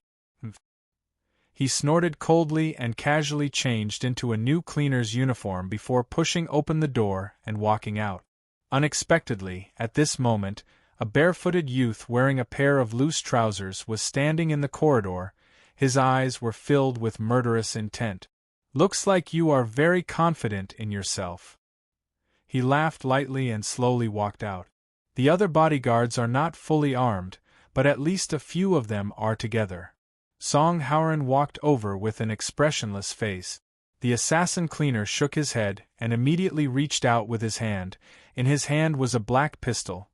This was probably taken from the Song family guards on the way out. The power of this toy is not bad. At this moment, the assassin cleaner narrowed his eyes. He had almost never used such a thing, but with his ability and control of his body, to accurately shoot was just a thought away. The trigger was pulled. However, unexpectedly, no gunshot rang out. The assassin cleaner subconsciously frowned and had no choice but to throw away the pistol he had taken. There were no more bullets. "Your luck is pretty good." He looked at the approaching Song Haoran and said indifferently, "It's more than just good." Song Haoran said indifferently, "My Song family has always had strong luck. Our luck dares to make our enemies despair." The killer cleaner chuckled. I've seen countless lucky people, but this kind of people always die faster because they use up all the luck they should have in their life very quickly. Since I can't catch Songing tonight, it seems to be a good idea to catch you. At least I can use you to exchange for someone else." After he finished speaking, he lowered his body, and with a very strange pace, which was slow yet fast, he quickly attacked Song Howren. Song Howren did not move at all. He did not even assume the stance of a martial artist. He just quietly watched the killer cleaner charge at him. In the blink of an eye, a strong light passed through the corridor window and directly shot in. Along with the appearance of a strong light, there was even the sound of a propeller roaring. At this moment, the killer cleaner narrowed his eyes and frowned subconsciously. He recognized the thing outside the window of the Song Dynasty Hotel. It was a helicopter. Not only a helicopter, but 4 gunmen were standing in the open hatch of the helicopter, and one of them even set up a machine gun. "You!" He suddenly became furious. "Do you know what revenge is?" Song Howren showed a cold-blooded smile on his face. The so-called revenge, of course, should be unscrupulous, regardless of anything. The revenge should be paid back 1,000 times. Strafe. Bang bang bang bang. A machine gun and 3 rifles crazily shot the outer wall of the hotel and the glass windows like a torrent. They did not care about the damage they caused. They only knew that the gunshots were especially loud, like the firecrackers of the new year. It was not until the outer wall of this floor was shot into a hornet's nest, and glass fragments covered the ground, that the shooting stopped. Song Howren walked slowly in the smoke, and stepped on the glass fragments barefoot, as if he did not feel anything. He came to the front of a man covered in blood. It was the killer cleaner. At this moment, he had not fallen down, but his body was full of holes. "Not only did you not fall down, but you can also endure the pain. It seems that you are also a transcendent." Song Howren said indifferently, "Well, I can also play with you. I didn't intend to interrogate you, but you gave me this opportunity, and I will cherish it." At this time, a ball was directly shot from the helicopter outside the wall. The ball instantly exploded into a big white net, and directly wrapped the killer cleaner, who was covered in blood. Then, several floor guards rushed out from the back and pressed the cleaner killer to the ground. This bloody assassin still had an astonishing amount of strength even now, and the guards couldn't even suppress him with their strength. Song Howren snorted coldly, and directly took 2 high-voltage electric batons, and inserted them into the guy's chest. Like an electric fish, the killer cleaner trembled from head to toe, but it took him a full 2 minutes to pass out from the electric shock. "Master, how should we deal with this guy?" Song Howren glanced coldly at the guard. "How should we deal with someone who wants to assassinate Xiaoying? It has always been this way, do you need to ask me? But this might be a transcendent, I am afraid. If he wants to attack my Song family, I will kill even a transcendent." "Good. I am also worried that I have not cut off the hands and feet of a transcendent. Now is the chance." A bloodthirsty look flashed in the guard's eyes. How could he forget that the Song family's village had always produced mercenaries who were active in the modern battlefield? "Tidy up the things here." Song Howren waved his hand. "I will go take a look at Xiaoying, and then I will personally interrogate this guy." "Master, what about the Tao sect and the administration?" "I will deal with them." "Secretary Song, I don't remember that in your report there is a mention of carrying these powerful weapons. You seem to have gone too far, right?" In a guest room of the hotel, Song Howren was calmly looking at the 2 agents from the administration who had come after hearing the news. The area where the accident happened was not where the administration was stationed. The Song Dynasty Hotel occupied a rather large area. The group of seniors from the Tao Sect Association were arranged to stay in a quieter area further inside. However, it was impossible for there to be no reaction at all when something happened, especially when Song Howren had actually used such an exaggerated level of modern weapons. It was one thing for them to react, but they did not expect Song Hauran to settle the matter so quickly. These weapons are the private property of the Dao Sect Association. Song Hauran calmly said, "As the secretary of the association, I have the responsibility to protect the safety of the seniors. But this attack does not seem to be directed at the experts of the association, right, Secretary Song? Perhaps the attacker just went to the wrong place." Song Hauran casually said, "Who knows? Moreover, I have already obeyed the instructions of the administration and replaced the guards at the entrance with your people. However, someone still managed to sneak in, right? If you can rely on me, perhaps the person lying on the ground now is me." Song Hauran. "Remember, I represent the Dao Association." Song Hauran expressionlessly said, "If you really want to hold me accountable, please send someone who is qualified. It's getting late, please leave. We can leave, and we can talk about you using heavy weapons later. However, I hope you can hand over the assassin you have caught." "Of course, I'll hand the assassin over to you tomorrow." Song Hauran smiled. "Tomorrow, before sunrise." "Song Hauran, how dare you? I'm not going to talk nonsense with you." The young master of the Song family chuckled, and sized up the agent in front of him. Suddenly, he said, "Since you know who I am, you should know what I have in my hands. If I remember correctly, you should be from the primordial Chaos Unity Chi Dao sect, right? Your sect still owes me a favor. Do you want me to use it now?" You. Arrogant, despotic, insufferably arrogant. Simply unreasonable. He flung his sleeves and left. The remaining agent could only smile bitterly and say, "Secretary Song, I hope you can keep your word and hand over the attacker before sunrise." He could not be firm in front of Song Hauran. Originally, the agents sent by the administration in Kelowna to guard the Song Hauran Hotel were mostly disciples from the sects of the Dao Association. Just him, an elder from his sect, was currently staying in the Song Hauran Hotel. On one hand there were the rules of the administration, and on the other hand there were the elders of his sect. He would only be in a difficult position if he insisted on going against them.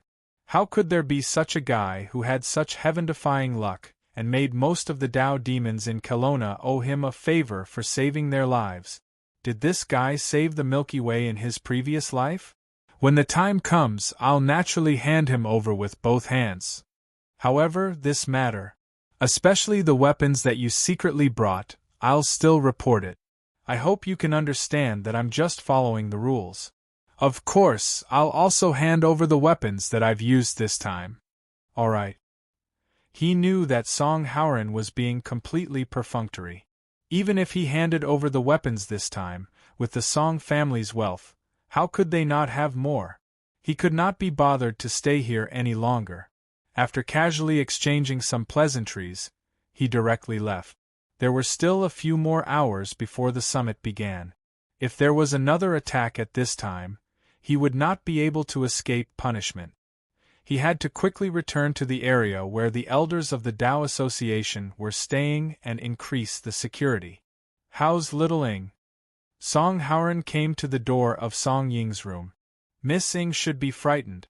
Furthermore, she's still in a drunken state and fell asleep. Perhaps she won't have any recollection of what just happened after she wakes up." "That's for the best." Song Hauran nodded. He walked into the room and personally covered Song Ying with a blanket. After accompanying her for a while, he walked out and said calmly, "From now on, get 3 more snipers. I want the sniper's sights to scan everyone around little Ing." "I'll arrange it immediately." "Where's that guy?" "He's already been sent to the basement. 3 hours is enough."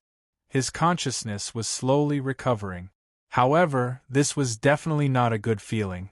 The cleaner killer. He slowly raised his head. What entered his eyes was a silver steel table. At this moment, other than a bloody electric saw on the table, there were 2 palms and 2 feet. His hands. And his feet. His gaze instantly constricted. Incomparable madness and violence could be seen in his eyes. A mere mortal actually dared to. You can wake up so soon? I was planning to wake you up. He looked toward the source of the sound. It was that arrogant young man. At this moment, Song Howren simply put on a white shirt and sat beside the steel table calmly. He even picked up a broken palm on the table. Recently, I've been practicing martial arts with others, martial arts and such. Song Howren said calmly, I've seen more. These hands look like a pair of very powerful palms. You won't get anything from me, he sneered, but I'll remember your appearance. Actually, I don't intend to ask. Song Howren casually threw the broken palm into a furnace and stood up. He directly walked in front of the killer and looked at him coldly. A person who can be indifferent after waking up and seeing his own broken hands and feet, this is the first time I've seen such a person. If such a person doesn't open his mouth, then he really doesn't intend to open his mouth. Therefore, I don't intend to waste my time. He sneered and laughed loudly. I said, I'll remember your appearance. Do as you wish. Song Howren slowly placed a silver pistol on the killer's forehead. I know you're a transcendent. The person who ordered you is also a transcendent. But so what? I can never leave this city for the rest of my life. If you have the ability, then come in. I have more than 100 ways to kill you. If you want revenge, then come. Bang. Song Howren didn't even give the killer time to reply. He directly fired the gun and the bullet instantly entered the killer's skull. But it wasn't over yet. Song Howren then fired another shot at the left side of the man's chest, followed by another shot at the right side of the man's chest. Finally, he fired another shot at the man's nose. In the end, the killer directly fell to the ground. His eyes didn't close. Song Howren said indifferently, Then just watch. I don't care if you die with your eyes open. His subordinate hurriedly came forward and asked hesitantly, Young master, you said you would hand him over to the agency. Now he's dead? I didn't say I would hand him over alive. Song Howren said indifferently, This guy must be a transcendent. After we let out all the blood in his body, then hand him over to the agency. If he can still live like this, then I'll just admit that I'm unlucky. Oh right, this thing was found on his body. At this time, the subordinate handed a plate that was neither gold nor jade to Song Howren. Holding this plate, Song Howren said in surprise, What is this? Is this the killer's identity card or something? I don't know. The subordinate shook his head. This was the only thing on his body. Since he carried it with him, it should be something very important. I'll check later and see if there are any killer organizations in the underground world that use this kind of plate as a symbol. Song Howren nodded and put this plate into his pocket. After asking someone to clean up the traces in the basement, he left alone. Finally, Song Howren returned to Princess Chuyang's room again. At this time, Princess Chuyang was still meditating and didn't ask about Song Howren's return. Young Master Song didn't say anything. After taking off his coat, he continued the unfinished exercise. There are less than 4 hours left before the meeting starts. Why don't you rest up now? Princess Chuyang said indifferently. Since there are still a few hours left, why don't I make use of it? Song Howren said with a chuckle. If I don't make myself the most powerful one, how can I face all the dangers that come my way? Then let's go to the corridor outside. Princess Chuyang said indifferently, The smell of your sweat is affecting me. Really? Young Master Song said with a mischievous smile. I thought it was the smell of a man. Did it intoxicate you, little Chuyang? Princess Chuyang suddenly stood up and left. Young Master Song chuckled and started to train alone. Soon, he was sweating profusely. Outside the Song Dynasty Hotel, on the roof of a tall building hundreds of meters away, a figure put down the binoculars. His face was gloomy. Could it be? How is it possible? As a transcendent being killed by a human in the subworld was too much. No. Maybe this place can do it. He didn't even know if a transcendent being's soul could be completely preserved in this strange city of prohibition. Just as he was pondering, he felt a sense of danger, as if he was being stared at by something. His body reacted instinctively, and he instantly crouched down. With a bang, a small hole appeared in a water tank on the roof, and water flowed out instantly. A feeling of powerlessness arose spontaneously. He was startled. The danger level of this city of prohibition increased by several levels. This was obviously the sniper attack from the Song Dynasty Hotel. Maybe the sniper didn't know that he was here. He just happened to be looking around and happened to see this place.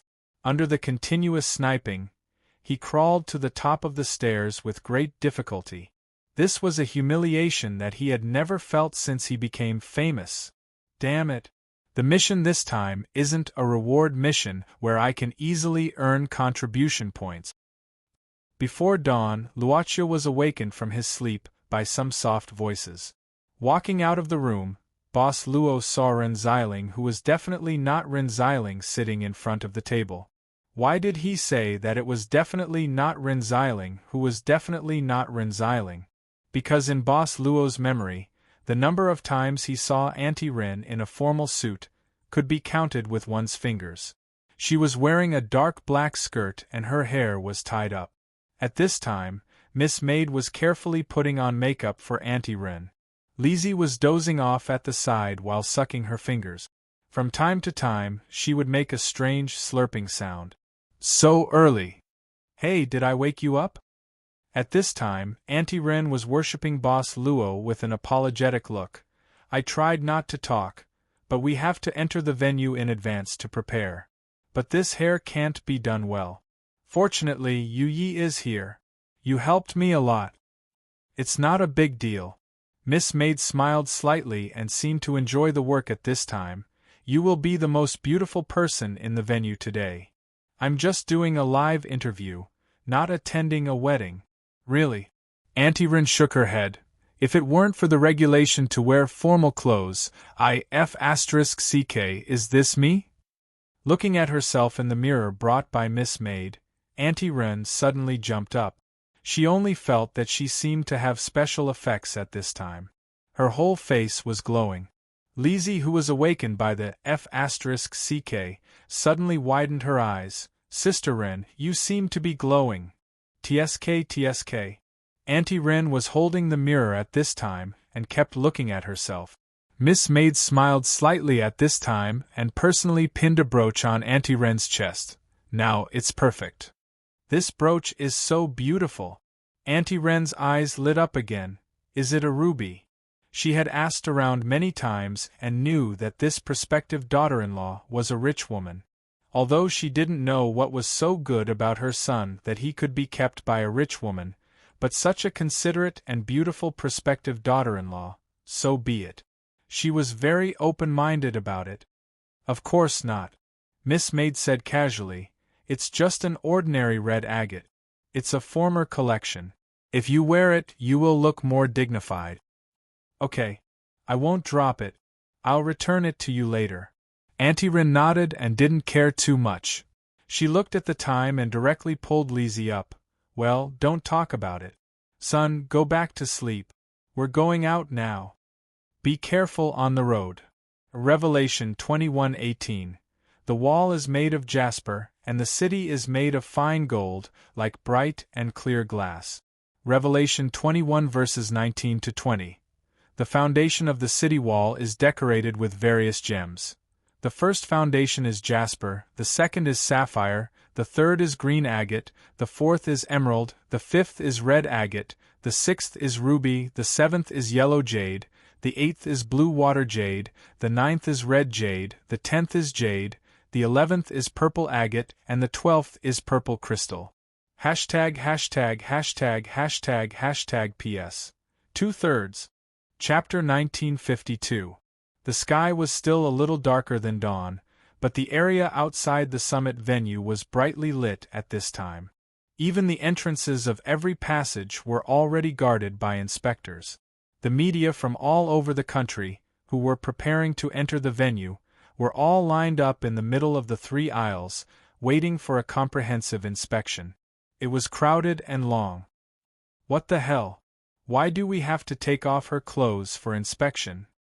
In addition, there was even a blood test. Auntie Run had been in the industry for almost 10 years, but this was the first time she had encountered such a situation. Seeing that the inspector's attitude this time was tough, and there was no room for negotiation, Auntie Run couldn't help but feel a little troubled. It wasn't because it was uncomfortable to take off her clothes for inspection. After all, the inspection area had to be separated between men and women. The key was that Auntie Ren's outfit was meticulously made by her future daughter-in-law. What if her hair was messed up and she couldn't tie it back? She was the oldest girl present today. What? Are you kidding me? You even need to take off your underwear, this? Do you think this is a full body checkup before you go to prison? Do we still have any civil rights? Miss, please cooperate. Otherwise, we can't let you in, the female inspector said expressionlessly. F***ck, that place of mine is so good, other than myself, no one has seen or touched it for several years, and you're so lucky? Auntie Run frowned and spat. As expected of a married woman who had been a widow for a few years, Auntie Ren's standards were quite high. However, speaking of which, Lizzie, although the boss looks very handsome when he's tough, doesn't it reveal something? He hasn't been seen or touched by anyone except himself for several years. Is it a tragedy?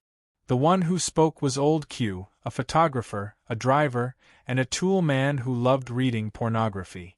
When you receive your year-end bonus in the second half of the year, you've already lost it. Lizzie blinked her eyes. Can you not use this kind of perfect time? Thank you for a week's afternoon tea. Lizzie patted old Q's shoulder. Good friend. This good friend is so expensive. Old Q laughed bitterly and shook his head. However, if the boss doesn't agree and we are in a deadlock, what should we do? Anyway, it doesn't matter to me. Why don't I go in and get ready? Unexpectedly, Lizzie lowered her head and groaned. I haven't been seen or touched for hundreds of years. I'm so embarrassed. It's difficult. Old Q opened his mouth and said unhappily, only a few hundred years? Ever since I came out of my mother's womb, other than my mother, no other woman has ever touched me. Who do you think you are? So miserable. Lizzie suddenly raised her head. How pitiful. No wonder you look at yellow every day. These were the words of pity from Auntie Run, who had retreated in defeat at some point in time. She even showed a caring expression and said softly, Old Q, I will scold you less in the future. You do as you see fit. Even if you really can't help it, don't go too far in the office.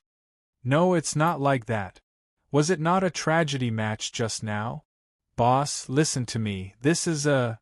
At this moment, a figure quietly walked away and interrupted old Q's words.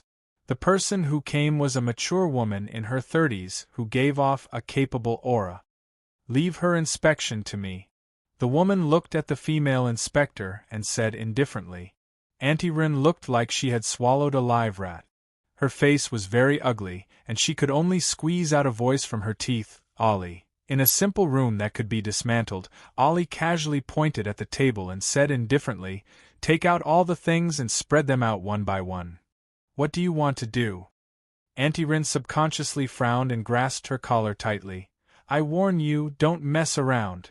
Ollie sneered and said, Why, do you think I will be interested in your fat body? Sitting in the office every day, your belly is bigger than before, right? Get lost. Auntie Run sneered. My body shape is the best. Don't you know the actual combat weapon? I'm not like you, flesh against bone. Aren't you afraid of hurting a man to death? You have to have the opportunity to fight. Ollie didn't give in at all. Don't waste time. Take out the things and get lost after I see them. I'm very busy. Auntie Run was stunned. That's it, you don't need to take them off? Ollie said expressionlessly. I said, I'm not interested in your fat body. Don't think I don't know you because you put on makeup today. Sloppy Ling, I'm afraid I'll be suffocated by your smell, you old aunt who hasn't opened for a few years. I'm afraid you're full of stains. You motherf***er. Madame Rin was furious.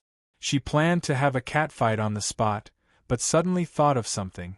She said with a strange expression, "You can't be deliberately waiting for me here, right? Are you still going to check?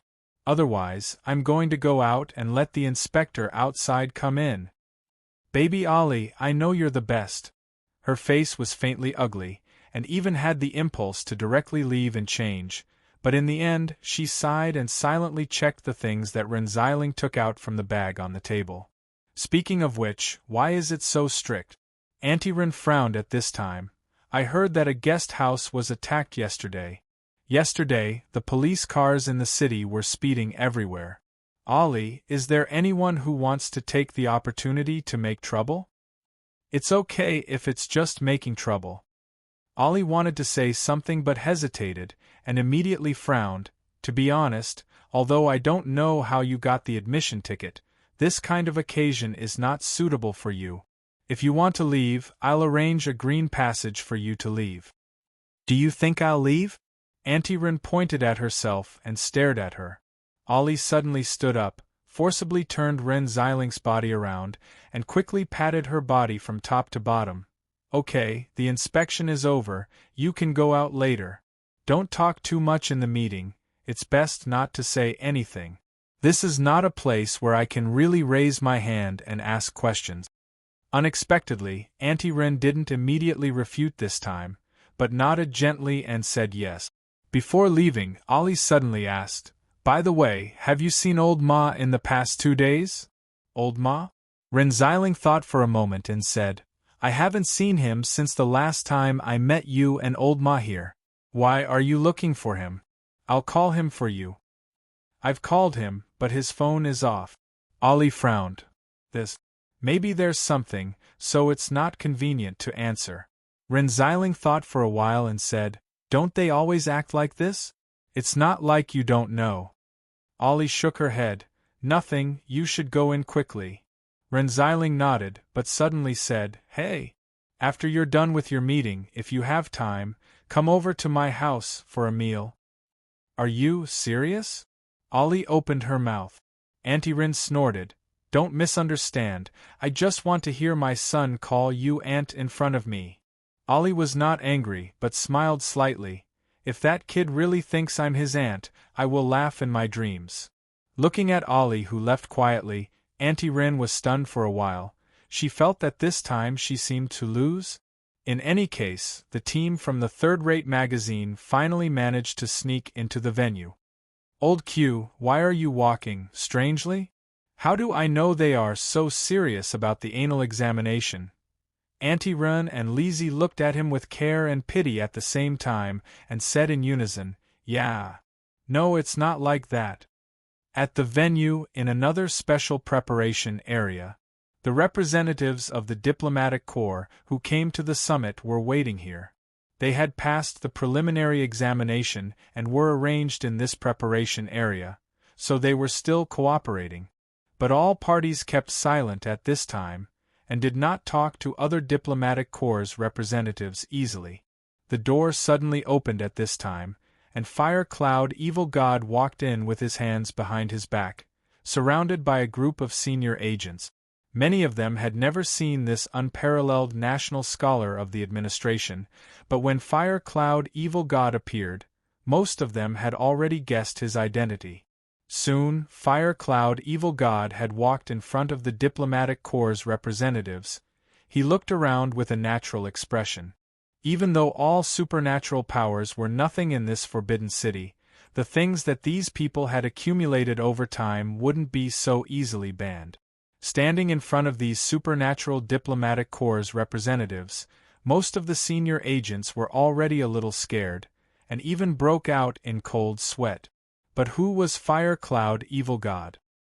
He was the peerless brute who could slash from Changbai Mountain all the way to Nanhai Bay, and from Donghai all the way to the Great Plateau. He was not afraid of them. "We have passed the examination, why can't we enter?" A voice came from the crowd.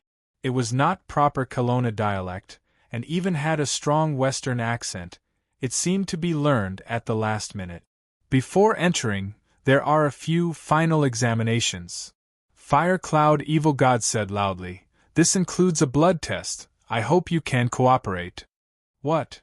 A few suppressed but angry voices instantly sounded from several places in the crowd. In this preparation area of almost 1,000 people, the voices were still very clear. "You want to draw our blood? I will be the first to disagree." The voice gradually became gloomy. "Don't you know that our blood contains too many of our secrets? Do you think we will agree with what you are doing? The blood samples will be destroyed in front of everyone after the examination." Fire Cloud Evil God said indifferently, "The Kelowna administration does not bother to collect information through this method. The reason for this is only to prevent people from taking poison into the venue. I believe that many of you here already know what happened to the priest of the primitive tribe from the non-Middle-earth continent." Suddenly there was silence, and they all looked at Fire Cloud Evil God. Fire Cloud Evil God waved his hand, and a laser projection screen appeared behind him. "Now, I would like to announce the results of the shaman's autopsy." A pool of pus appeared on the screen, and it startled many people. Fire Cloud Evil God waited for a moment and then slowly said, "Since you are all here, the administration does have the obligation to protect your safety, but we are only the administration of Kelowna, not the administration of the world. If someone took poison in his own home, can we not do anything about it?" "What do you mean, this guy? Did he take this terrible poison from the beginning? Why can't it be because your defense is not good enough, and that gave the criminals a chance to take advantage of it? Kelowna administration, why should we believe you?" Fire Cloud Evil God's eyes suddenly focused. His gaze passed through the crowd and instantly landed on a short and small fellow.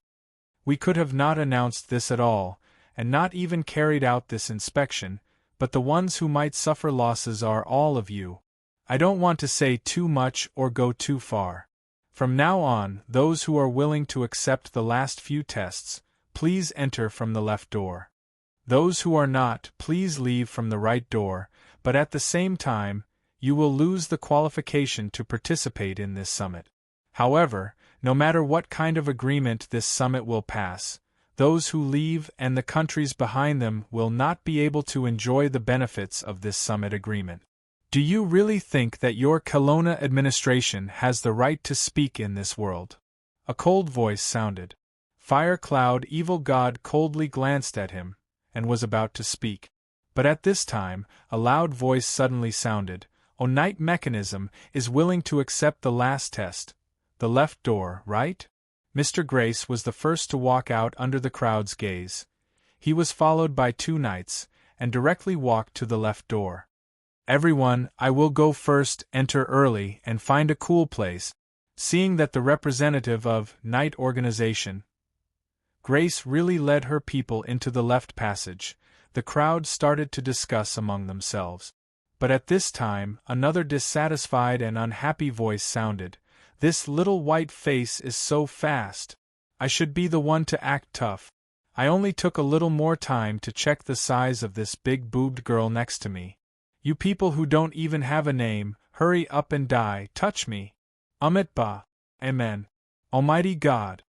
In the crowd, a handsome blonde young man wearing a checkered shirt, big pants, and flip-flops walked out casually, accompanied by a strong old man and a blonde beauty. However, the face of the strong old man behind this young man was dark, and the blonde beauty's face was extremely ugly. "Who is this guy?" "Stella. I heard that he is the holy son of the church, the former warden of the church's godly might prison." "Don't talk behind people's backs. You don't have a chance to show up. You don't even have a name. No one will give you a raise, not even a lunchbox." The blonde young man. Stella turned around and stared at him. The holy knight and the holy nun of the church were not afraid that Stella would offend this group of people. They were afraid that the church's reputation would plummet. "This damn guy. The church." At this moment, the blonde beauty grabbed the back of Stella's collar and dragged Stella into the passage on the left with a pale face. No one dared to act rashly. It was just that everyone's gazes were now filled with hostility, as well as disdain for watching a show. The Magician Association will also cooperate with this inspection. Everyone, let's meet at the main hall. A red-skinned man walked out with big strides. The Magician Association had more people. There were 6 of them. The red-skinned man was one of the leaders of the association, Red Flame. Simple words and simple actions. This time, they were the leaders of 2 towers, which was enough to scare a large number of inhuman beings in Europe. The Night Secret Service, the Magician Association, and the Church were the oldest inhuman organizations in Euroland. Seeing that the 3 giants had agreed to the final inspection, the atmosphere at the scene became a little strange. Damn it. Even if we die in battle, we won't leave a corpse. Our blood contains too many secrets, but if we don't enter... Mr. Qingming, what do you think? In the crowd, a man wearing a white Taoist robe had a deep look in his eyes, as if he was thinking about something. Let's go in. After all, we are the local demon alliance of Kelowna. It doesn't make sense if we don't support the agency's actions. Ming Tushan chuckled and took the lead to walk out. Inspecting the blood of vampires. That's interesting. Let's go. What should I do? I have at least 1,000 poison in my body. Can't I enter? A black uncle wizard with tattoos all over his body asked. The crowd started to disperse. Fire Cloud Evil God had been watching expressionlessly. At this moment, one of his subordinates walked over and said in a low voice, "Consultant Long is here. Should we go and inspect her now? I've already arranged a separate room." Fire Cloud Evil God glanced at this subordinate indifferently. "Didn't I feed you 6 walnuts when I left? Let her bleed. What the hell are you thinking, little genius? Didn't you say that you would treat everyone equally, including your own people?" Chapter 1953. Although Advisor Huiyun was old, he still had to do his job. Soon, some agents left the venue in the preparation area and went to the special passage to welcome Long Shirua. "Advisor Long, this way please." "Oh right, are you alone? You can bring 2 participants with you." "Is there a problem with me being alone? Can't I just like myself?" "Who told you that you have to bring a follower with you when you go out? Do you like to follow people around when you have nothing to do?" Yes. They didn't do anything to offend this lady. Her attitude was very good. They didn't find anything to be picky about, and she didn't mention any inspection. Basically, it was green light all the way. It was like they had eaten gunpowder. Therefore, the agents obediently followed behind this Kelowna Shinryu and didn't dare to make a sound. Unexpectedly, Kelowna Shinryu suddenly stopped. "Advisor Long, what's the matter?" They became even more respectful. "How do we get there?" Long Shirua squinted and asked, "Why are you following me without leading the way?" "Damn. This Kelowna Shinryu is really difficult. She won't be able to find a boyfriend for the rest of her life." "Oh right, have Baijia and the others arrived?" Long Shirua suddenly asked. Speaking of which, the agent thought for a while and said, "The representative of Taoism hasn't arrived yet. Advisor Long, do you want me to go and ask?" "Send me a message later." Long Shirua nodded indifferently and then said, "Where's the seat you arranged for me?" "It's already arranged." The agent quickly said, "It's in the special seat on the 2nd floor, separated by curtains." Advisor Huiyun said that if you don't want to talk, you can just sit in the special seat. Long Shirua nodded. If she knew this would happen, she would have brought the computer. After entering the main venue, there was another scene. Currently, there was no one in the media area. Of course, all the equipment had been prepared. The first to enter was the Ignite mechanism. That had completed the last few inspections. Unlike what Gareth had said, they didn't come in early to find their seats.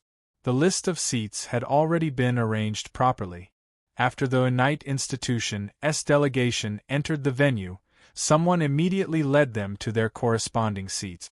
The seating arrangement is arranged according to the first letter of your name. Mr. Gareth, your seat will be placed towards the back. the guide said in a manner that was neither servile nor overbearing. Is that so? Mr. Gareth smiled casually. I hope the next meeting won't be so troublesome. I'm still quite interested in a fixed seat in the front row.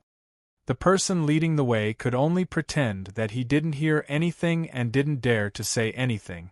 The night mechanism had not yet been set down, but the church's envoys had already been led in. However, it seemed that the church's envoys were not that easy to deal with. I like this seat. I'll sit here. Father Stella glanced at the nameplate on the seat and sat in the middle of the first row without saying anything. Don't tell me this seat is already taken. I'll change with him. If he doesn't want to change, I'll bully him and beat him until he's willing to change. What rubbish country is sitting in front of me? I hate people like you who talk about fairness the most. If it was really fair, I wouldn't be here. Was this really the church's envoys and not some hooligans from some bad group? However, it had to be said that the words of this priest made the workers in the venue speechless. Stella was like an incomparably sharp knife, suddenly stabbing at you, directly breaking the cloth that people habitually covered their faces, using his vulgarity to directly face your filth and darkness. What should we do? They could not be too forceful in this place. Regardless of whether the priest in the church's diplomatic mission was truly vulgar or deliberately so, one thing they had to consider was that this was a huge religion with more than 2 billion followers in the world. Of course, the number of loyal followers was definitely not that huge. However, with such a huge number of followers, the influence of the church was incomparably troublesome. How about it? Are you still letting me go? If you don't let me go, I'll just sit here? Father Stella directly lifted his legs on the table and placed his hands on the chair on both sides. Since Mr. Stella insists, we'll deal with it later. Please sit here first. The person in charge nodded and then pulled him away. Father Stella's gaze was at this moment. Seeing that the people just left, he rubbed his chin and said, It's said that the people in this country have a good temper and like to be good people. They believe in the doctrine of the mean. This temper is too good. If it were me, I'd definitely do it. Why are you two looking at me like that? Is it because you admire my probing? Lavinia, have you been intimidated by my bastard aura and decided to go against your lifelong wish and climb into my bed tonight? Lord, please guide this sinner. The blonde beauty put her hands together at this time, looking worried and muttering. Lavinia, what are you muttering here? Why can't I hear a word? Father Stella asked curiously at this time. In this regard, the old knight Wasco could only respond with a helpless sigh. Stella, this bitch, was pretending not to hear the prayers here again. If it weren't for the holy power in this guy's body that was purer than the petitioner's, he would really be a complete heretic. This is the legendary former warden of Godly Might Prison who disappeared? In the seat behind, Mr. Gareth looked at him thoughtfully and smiled. What an interesting person. What do you think? He looked at an ordinary-looking knight beside him who seemed to be inconspicuous, Yen Xiaoxi, who was wearing a brand-new human skin mask. After a moment of silence, Yen Xiaoxi said softly, If this person can really achieve the unity of knowledge and action, then it's very scary. Unity of knowledge and action? Mr. Gareth frowned. How do you understand this sentence? You can think of it as a particularly pure kind of guy, Yen Xiaoxi said calmly. I kind of want to fight with this guy. The one who spoke was another young man dressed in the night mechanism, beside Mr. Gareth. It must be very interesting. Mr. Gareth could not help but sigh. In addition to the disguised Yen Xiaoxi, there was also a disguised Tukai beside him. How did it become like this? He felt that he was not confident enough to participate in this meeting. The two beside him were undercover, and he was the only one who was serious about being the representative of the night mechanism. A commander by himself. Knowing you is the biggest mistake in my life. Yen Xiaoxi did not care at this time and just whispered to Tukai, Senior, pay close attention to every representative who enters the venue. Maybe Gongsun Shiyu will also enter the venue. We still don't know what he is planning to do now. I'll do my best. Tukai smiled bitterly. If he is not as high profile as this Stella and keeps a low profile, it will not be easy. They entered the venue one after another.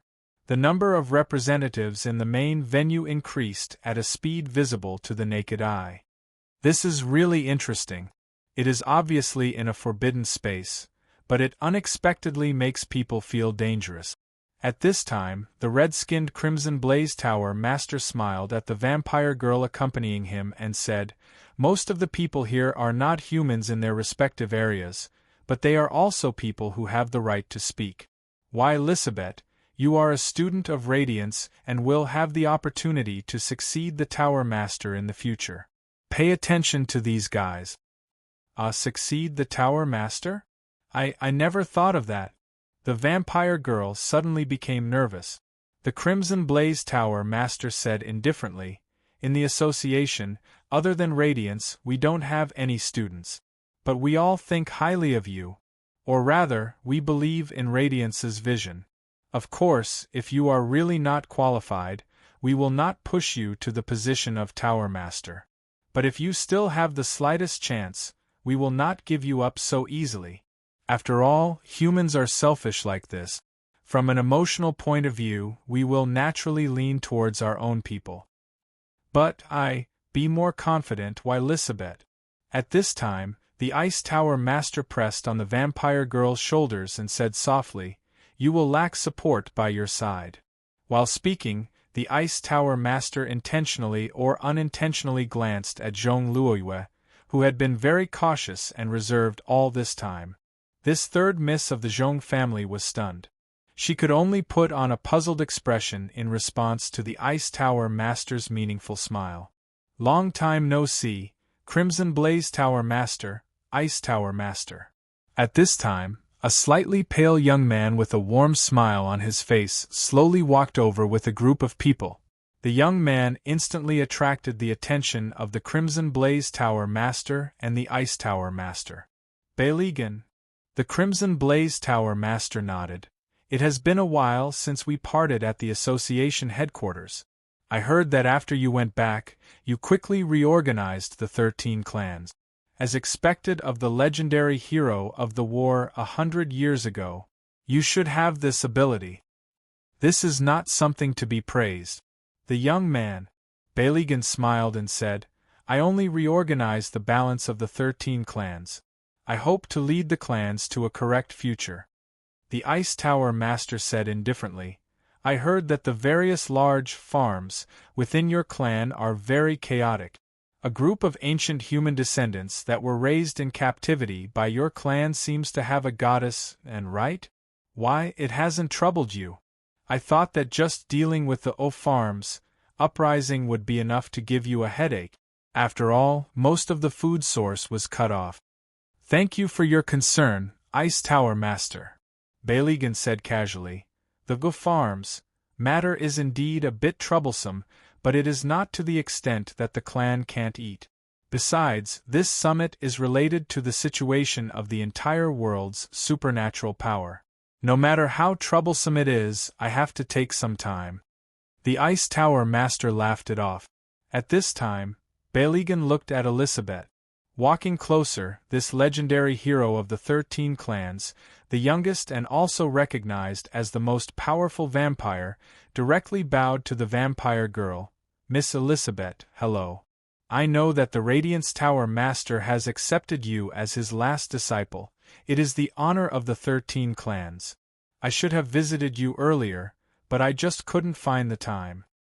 "Hello." The vampire girl nodded lightly at this time. Beilegan suddenly said, "Miss Elizabeth, there is one thing that I want to ask you." Elizabeth was a bit surprised. "What is it?"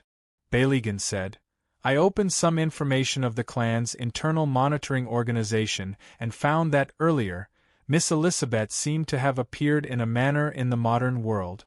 You seem to have participated in a vampire gathering, right?" "Yes, there was such a thing. What's the problem?" Beilegan said. "According to the person in charge of monitoring, In addition to Miss Elizabeth, there was a mysterious person at that time. This mysterious person also called himself Erex, right? That was Brother Luo's disguise. Elizabeth frowned suddenly and became vigilant. Brother Luo seemed to have disguised this name in order to protect her. Later, Elizabeth saw the grudge between the last Dream Eater Erex and the Grand Dukes of the 13 clans in the files of the Magician Association. Only then did she know why the member of the monitoring team was so afraid. I can't let others know that Brother Luo appeared. I can't cause trouble for Brother Luo. I have to be a good woman who can help him. That's right. The vampire girl nodded at this time, and her expression gradually changed. She seemed to be more resolute all of a sudden. What's the relationship between Miss Elizabeth and this Mr. Erex? Good friends. Really good friends? Balegan frowned. The vampire girl nodded at this time. Why? Do I need your excellency's permission to make a friend? Although I'm also a vampire, I'm just from a small family. I haven't been involved in the matters of the 13 clans. Seeing that the Crimson Blaze Tower Master and the Ice Tower Master directly cast a stern gaze at this time, the new king of the clan smiled slightly. Of course, I don't mean that. It's just that Erex and I have some relationship. However, I haven't heard from him for a long time, so I specially asked Miss Elizabeth. Don't misunderstand. I don't know where he is. The vampire girl said directly. I can't find him either.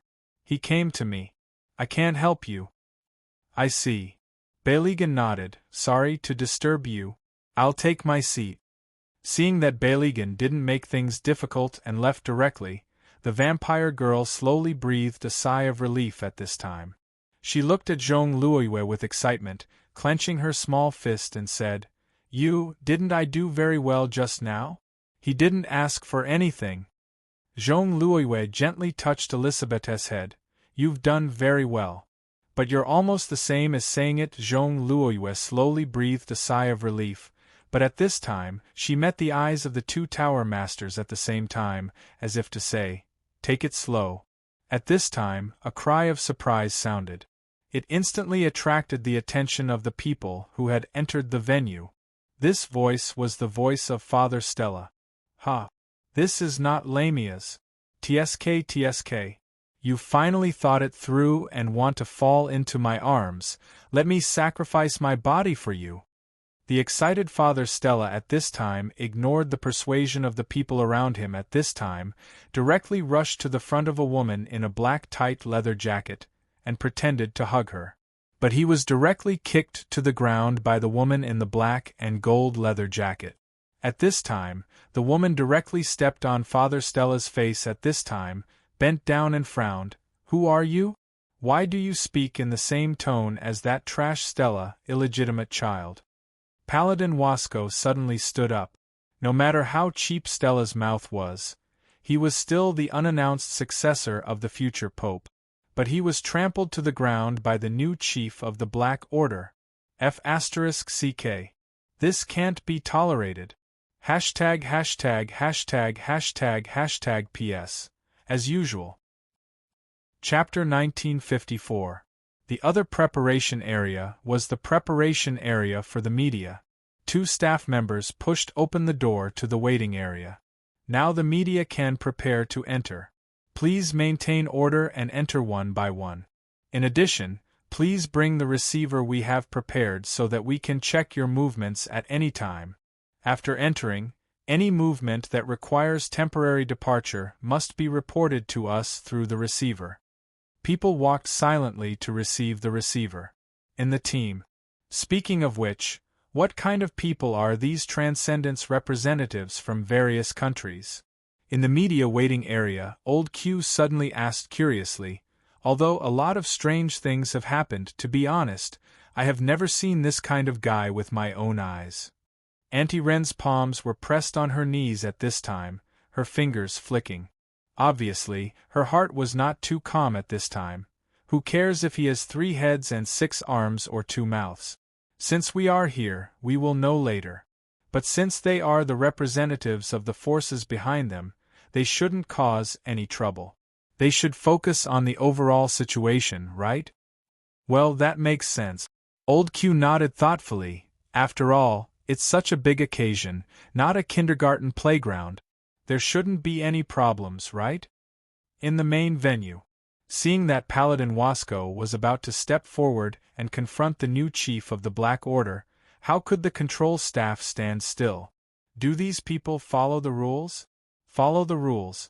Since most of them came to this city and waited for the official opening of the conference, they were quite well behaved. But they knew that these representatives from all over the world were actually just watching. These people, every representative here was a giant in their own field. They were all people who were used to being domineering in their own field. The administration's data survey showed that most transcendents belonged to different degrees of paranoia. The shortcomings that humans could find would basically be magnified in these people. But the advantages would also be magnified at the same time. They could be the most dangerous people in the world, but they could also be the best people in the world. Uncertainty. They were more like children full of all kinds of problems. But the control staff was still half a beat slower when the incident happened. Wasco had already walked in front of Lamia's with an ashen face and pulled up Father Stella, who had a shoe print on his cheek. Black Order. It's been so many years. It seems that you all lack an opportunity to be wiped out. I'm so scared. Lamia's chuckled. She moved closer and spoke in a voice that only a few people could hear. I wonder how many people are left in your church's holy night camp. Oh right, I heard that you lost 5 descending angels. None of them escaped? In an instant, Wasco's expression changed. Regardless of whether it was the loss of 2/3 of the holy knights or the death of the 5 angels, it was a top secret for the church. In order to cover it up, they even announced to the public that the missing holy knights were carrying out another top secret mission. How did this woman find out? Don't worry, I don't plan to announce these things to the public.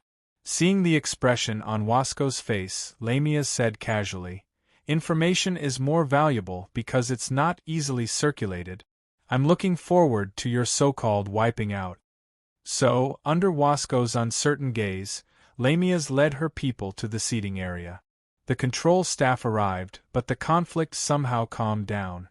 They were relieved, but they could not really relax because more and more transcendent representatives had passed the final test and were ready to take their seat.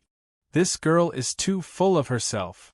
Father Stella suddenly smacked his lips. TSK, her legs are so strong. I can play with them for 3 months. Shut up. Don't you think you've embarrassed yourself enough?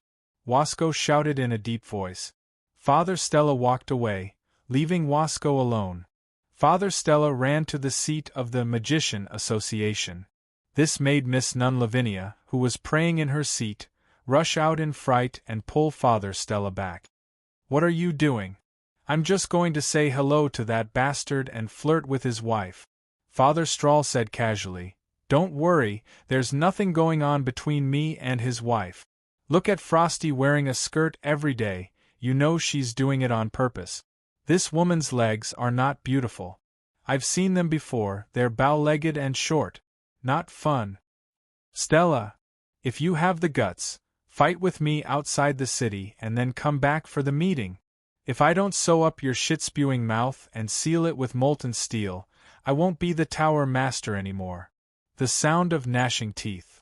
*T, are you serious? If I can't hold back and break your waist, what will happen to your wife? Anyway, I won't accept it.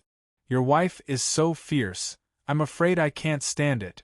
The Scarlet Blaze Tower Master was trembling with anger at this time.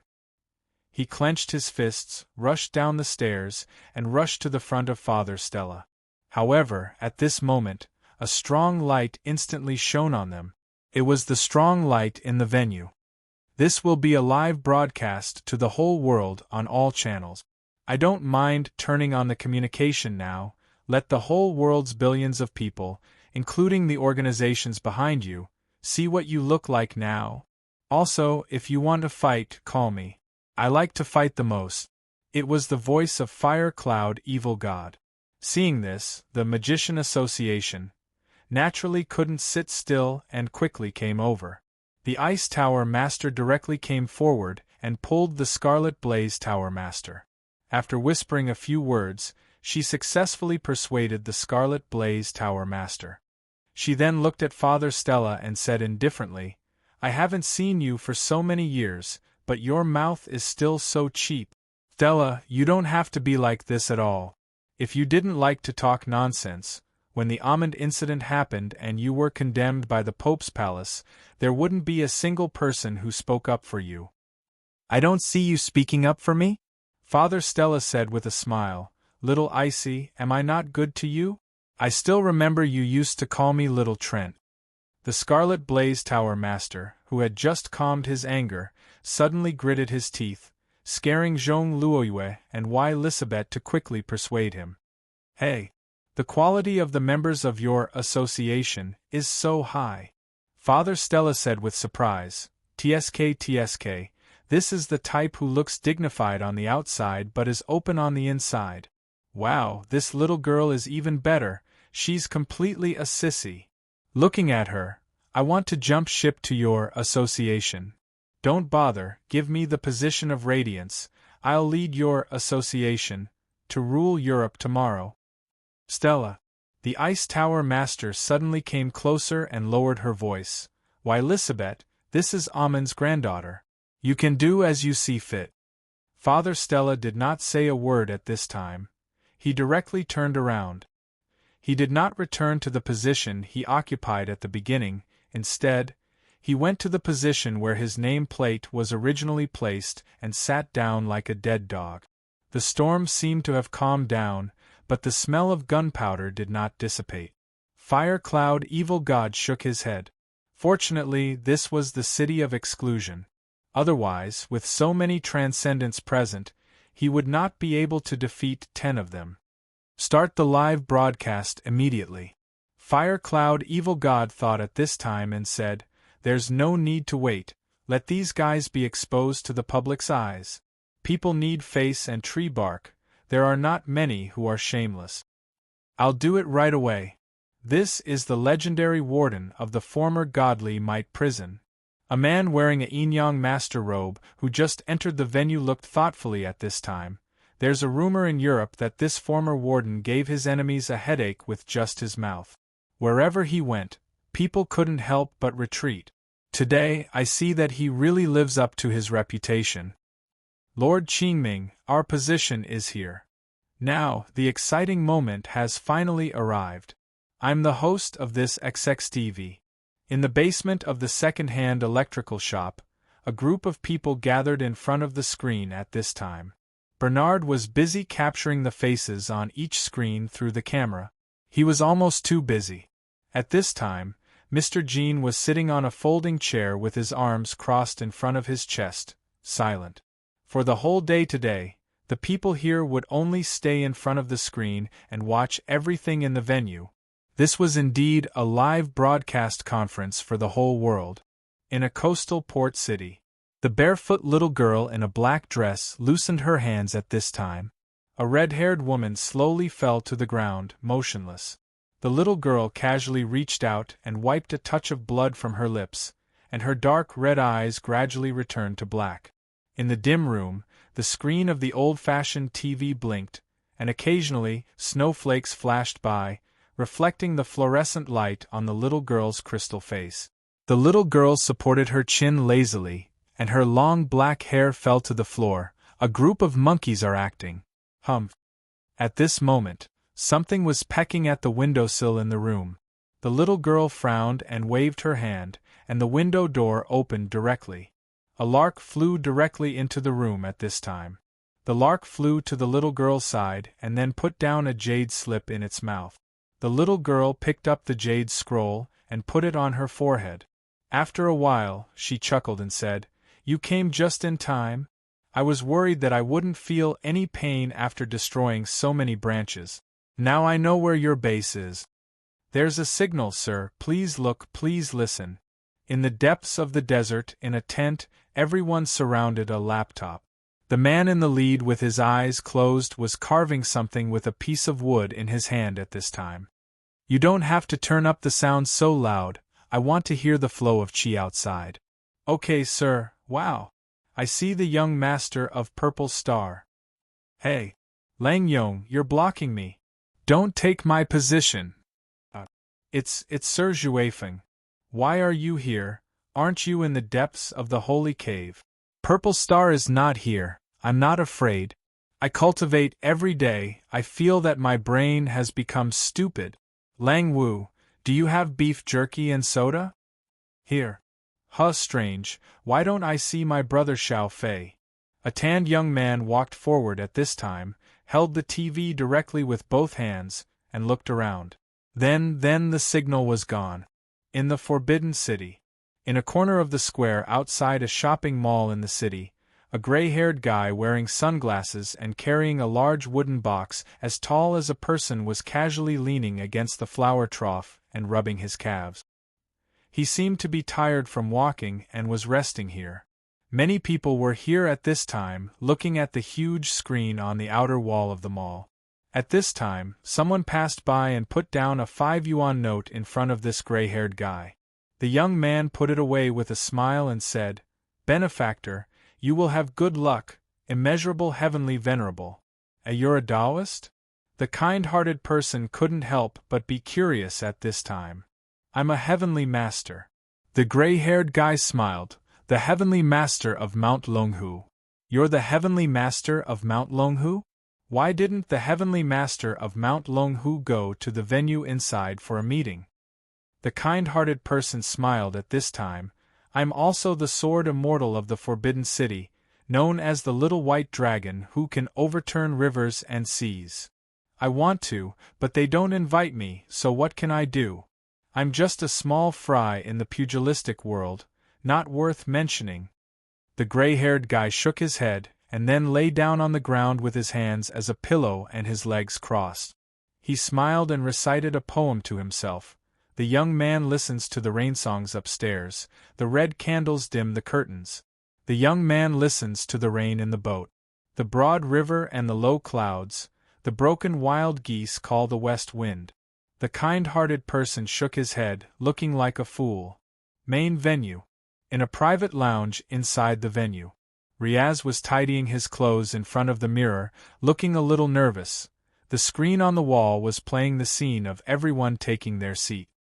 "Lyoga, it's really uncomfortable to wear the clothes of the people on the ground. Can I not wear this thing around my neck?" "Up to you." The female demon of the underwater city was lying on the sofa in boredom, rubbing her head. "When can we appear? It seems like there's an introduction before we can enter.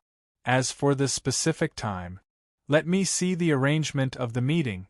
So troublesome." The female demon Lyoga yawned, then narrowed her eyes and looked at the busy Riaz.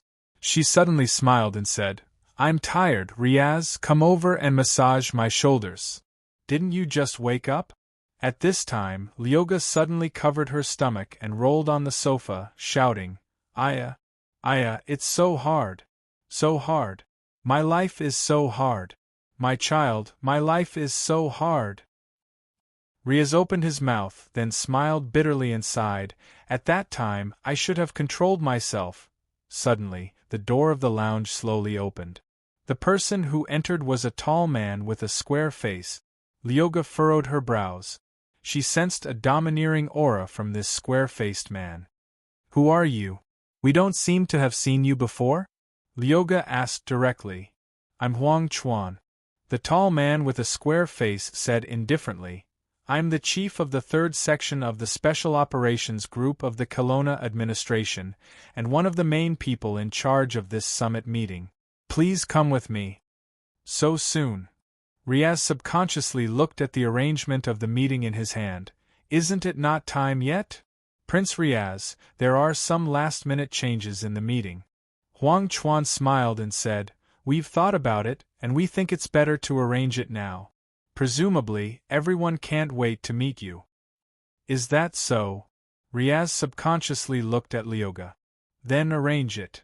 The female demon of the underwater city said indifferently, Anyway, I don't want to stay here, it's too boring. Please come with me. Huang Chuan said with a smile. Hashtag hashtag hashtag hashtag hashtag PS1. 3/4, PS2. The denominator becomes 4. Thanks to Lemon Candy 2's Love Whip equals. Chapter 1955. AMPV slowly drove into the designated area of the summit. Song Haoran had been waiting for a long time at the place where the MPV stopped. After the MPV stopped, the 100 Tribulation Taoist and the other Taoist elders got off the MPV. President. Song Haoran stepped forward and greeted him. Little Song, I'm sorry for making you wait for us for such a long time. The 100 Tribulation Taoist laughed. I'm old, so I'm slow. Young man, you don't mind, right? Song Haoran didn't say anything courteous. He immediately said, President, they've all entered the main hall.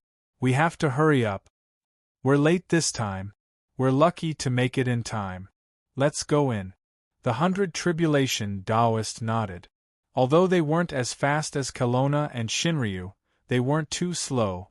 However, they had consumed a lot of vitality when suppressing the Ghost Gate, so they took the time to recover outside and entered the city at dawn. Did anything special happen while we were away? The 100 Tribulation Taoist suddenly asked. I heard that the hotel where the Taoist Association stayed was attacked in the middle of the night. It's solved. But the attacker died, and the body was taken away by the administration. Song Haoran said casually, the process was a bit slow, but it's a good thing. Do you know who did it? Song Haoran shook his head. They're too tight-lipped, so I couldn't get anything out of them. However, similar attacks have happened in other places these days. It seems that there are still some people who don't want this meeting to go smoothly. Okay. The 100 Tribulation Taoist said thoughtfully. Then let's go in.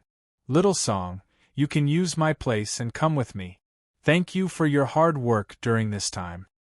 Am I suitable, President? Song Haoran frowned. No one is more suitable than you. The 100 Tribulation Taoist smiled mysteriously. To some extent, your words are more useful than ours. As long as you're willing to speak at the right time. Don't waste your advantage that others don't have. When the time is right. Song Haoran nodded. I hope so. It seemed that this old man had been eyeing the 200 to 300 Demon Clan tokens in his hands for a long time. Right at this moment. This is not Mr. Baijie. Long time no see. It was a hearty laugh, but it wasn't a hearty person. Instead, it was a smiling little old man with a walking stick on his back. He seemed to be accompanied by a dozen or so other people. Haha, isn't this Mr. Turtle? It's been a long time indeed. The 100 Tribulation Taoist stroked his beard and said, coincidentally, I'm going to enter the arena. Mr. Turtle, would you like to join us? Do I dare to disobey? The little old man, Chichi Kamaya chuckled. Master Baijie has invited me.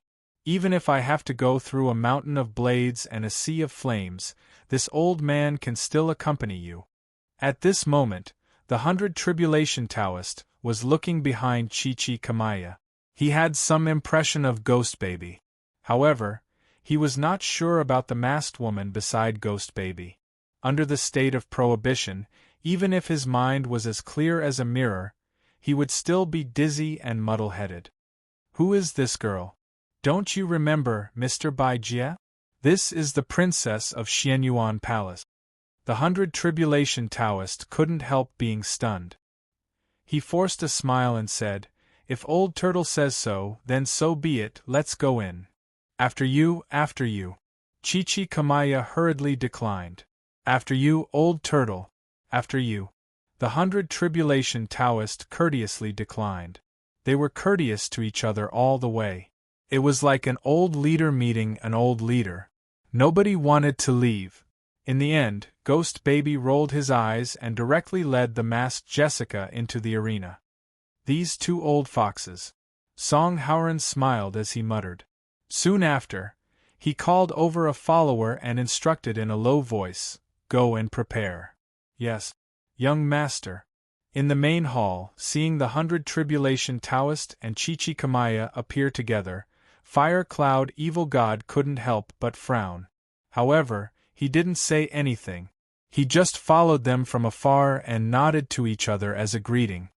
Consultants, basically all of them, have entered the arena. Those below probably don't want to do the final inspection and are planning to give up. Time's up. Let's not wait anymore. Let them begin. Fire Cloud Evil God immediately said. Then, before the subordinate left, he secretly stuffed a piece of paper into Fire Cloud Evil God's hand. Only then did he leave as if nothing had happened. On the first day of the summit, there would not be any discussion about the influence of supernatural forces on society in the entire morning. Instead, the representatives of various diplomatic corps would take the stage and briefly introduce the basic situation of the supernatural organization they belonged to the audience all over the world. One of the main purposes of this meeting was to introduce the supernatural forces to the entire human society. From the moment this summit was decided, the announcement of the supernatural forces in the world was already set in stone. Since they could no longer hide in the shadows, they might as well openly expose themselves to the light. And the first to make a report was the organizer of this summit, Kelowna's authority. Fire Cloud Evil God was the most suitable candidate. However, he couldn't do the introductory work. Therefore, the authority specially selected a representative to speak this time. The authority was established in the second year after XIN was founded. It would be a long reporting process. Just a joint meeting between a few countries would take a few days, let alone a meeting of the transcendence of the world. It would take even longer, but the reports would be kept as short as possible. Basically, it would be enough to give the world a general understanding of each supernatural force's origin, purpose, scope of activities, and so on, because there were too many groups of various sizes. And that wasn't even counting the groups that didn't want to go through the final inspection. Most of them were active in regions where modern civilization wasn't very active. Perhaps they thought that the agreements and activities between these big countries could not affect their own areas. For example, in areas like the far north, because of the weather conditions, they had always maintained a relatively clean environment.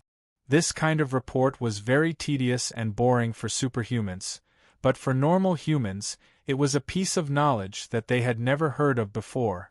And now, humans were absorbing the supernatural knowledge in a frenzy. After saying so much, perhaps everyone still can't directly understand the so-called supernatural power.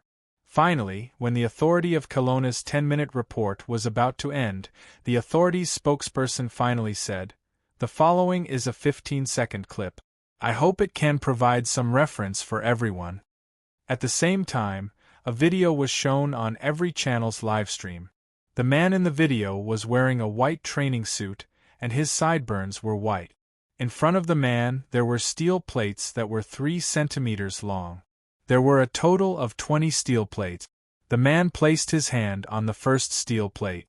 Then, he exhaled and the 20 steel plates were instantly pierced through by an invisible force.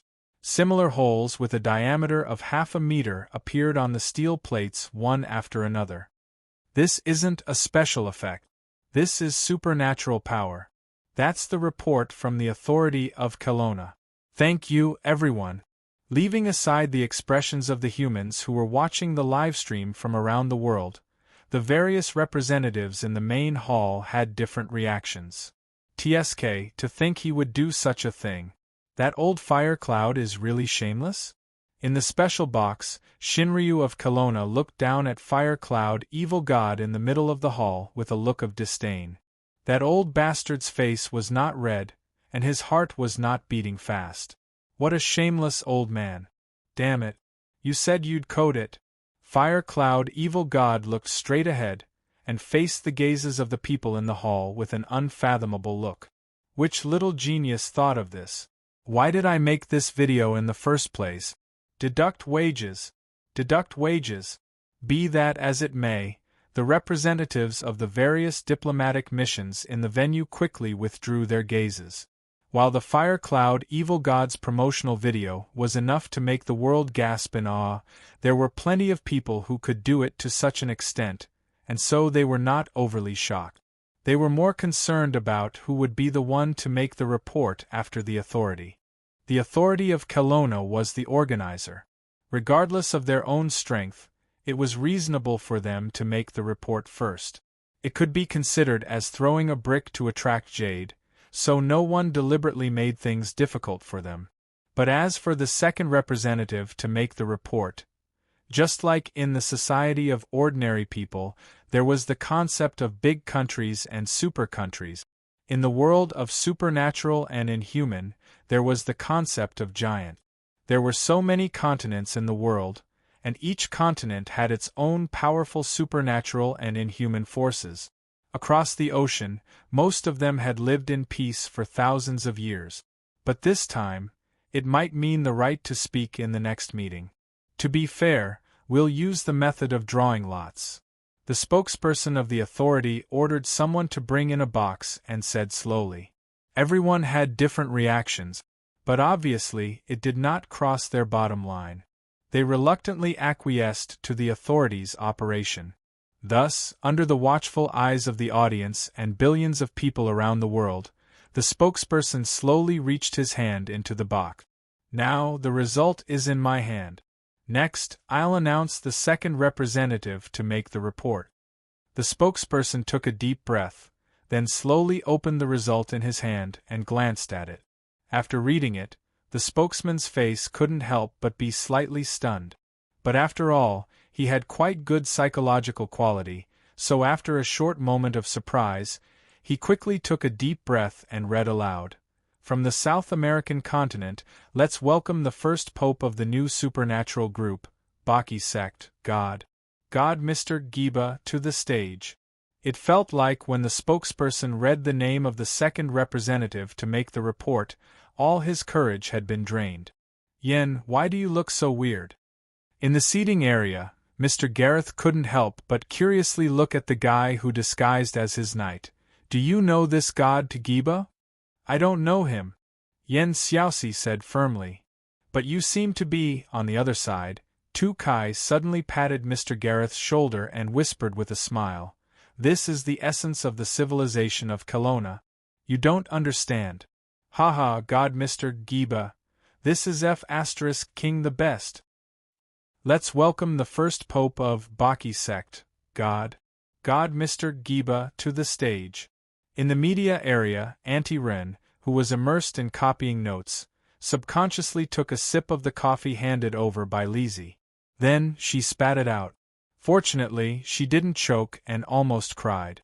She widened her eyes, raised her neck, and looked at the main screen of the venue in a daze. Where did this talent come from? Auntie Ren didn't bother to wipe the stain on her lips at this time. She stared at the face on the main screen of the venue. It was a dark-skinned man who looked like he was about 27 or 28 years old. He had a strong body, a head full of small braids, and wore a big gold chain and a white robe. At this time, he was uneasy and slowly stood up with his hand raised under the gaze of everyone. Well, this outfit matches his name very well. Auntie Ren shook her head and quickly wrote it down in her notebook. She instinctively wrote the word rooster in the blank space, but as soon as she finished writing, she quickly scratched out and wrote the word Giba. Isn't this Mr. Buggy a little younger? In front of the TV, Boss Luo asked curiously. Miss Maid turned her palm at this time, and a silver tablet computer fell into her hand. She glanced at it casually. There are records of him exchanging for youth potions. He should have used it. Boss Luo smiled slightly and didn't say anything. What no one knew was that the reason behind this godly man, who was now standing on the world's extraordinary stage, was just because of a tablet computer. A club PAD that could be exchanged for items by consuming the power of faith. I don't see Lucifer, Boss Luo suddenly said at this time. Miss Maid didn't care. Those gazes made his heart beat violently. But fortunately, he was used to big scenes. Baki, The godly man, Baki, could also be calm at this time. He took a deep breath and subconsciously patted the mysterious pad that he carried with him. He felt confident all of a sudden. He hid a secret. In this place where extraordinary power was forbidden, his mysterious pad could still be used. Although it couldn't be exchanged for anything with conventional lethality, it could be exchanged for things like curing diseases and saving people. Don't be afraid. Don't be afraid. There's nothing to be afraid of. Baki slowly walked to the stage step by step under everyone's gaze. He thought silently in his heart, it's not scary at all. I'll just treat it as a drug transaction site. Hello, everyone, I am. He stood on the podium and introduced himself with the Chinese that he learned in the past few days, the world's greatest Baki. ######## PS. As usual. Chapter 1956. It was as if they were just there for the show. Even the ancient, extraordinary organizations rarely heard of the new religion. In the first place, extraordinary civilizations were not particularly developed in the South American continent since ancient times. But since they could enter the venue, it meant that when the Kelowna authorities sent out the invitation, they had already evaluated the potential of this new religion. They believed that it, or its future, was qualified to enter the venue. Why don't I have any information about this new transcendent? Many similar voices quietly appeared in the huge venue. It wasn't until the Pope, the first person of the Baji divine sect, began to introduce the situation of his own divine sect that these oversights were faced with reality. This God could respond to the requests of the believers and fulfill the wishes of the believers. The more devout the believers were, the greater the response they could get. Since the birth of the Baji religion, the first pope would fulfill the wishes of a devout believer every week. These wishes were strange, but they could all be fulfilled in the end. Even these wishes that were fulfilled included the ultimate proposition of life and death. The first pope of the religion actually resurrected a person who had just died. Why do I feel that he has some abilities similar to the legendary god? There are all kinds of abilities, but there is no fixed type. However, there is almost no information about his combat power. The omnipotent and omniscient one, I like this guy, to be honest. Father Stella, who had not said a word since he sat down like a dead dog, suddenly looked at the first pope on the stage with admiration and said with a smile, "This guy is definitely a devil's believer. He exudes desire from head to toe. It's simply a combination of the ugly desires of human beings. He's really AF** King Genius. Don't you think that the purpose of this new religion always inexplicably conflicts or directly overlaps with the ideas of the Church?" Sister Lavinia frowned at this time.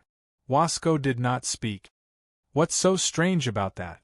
The so-called doctrines that this guy is now announcing are clearly pieced together from the books of other religions. Basically, the ideas of several mainstream religions are used.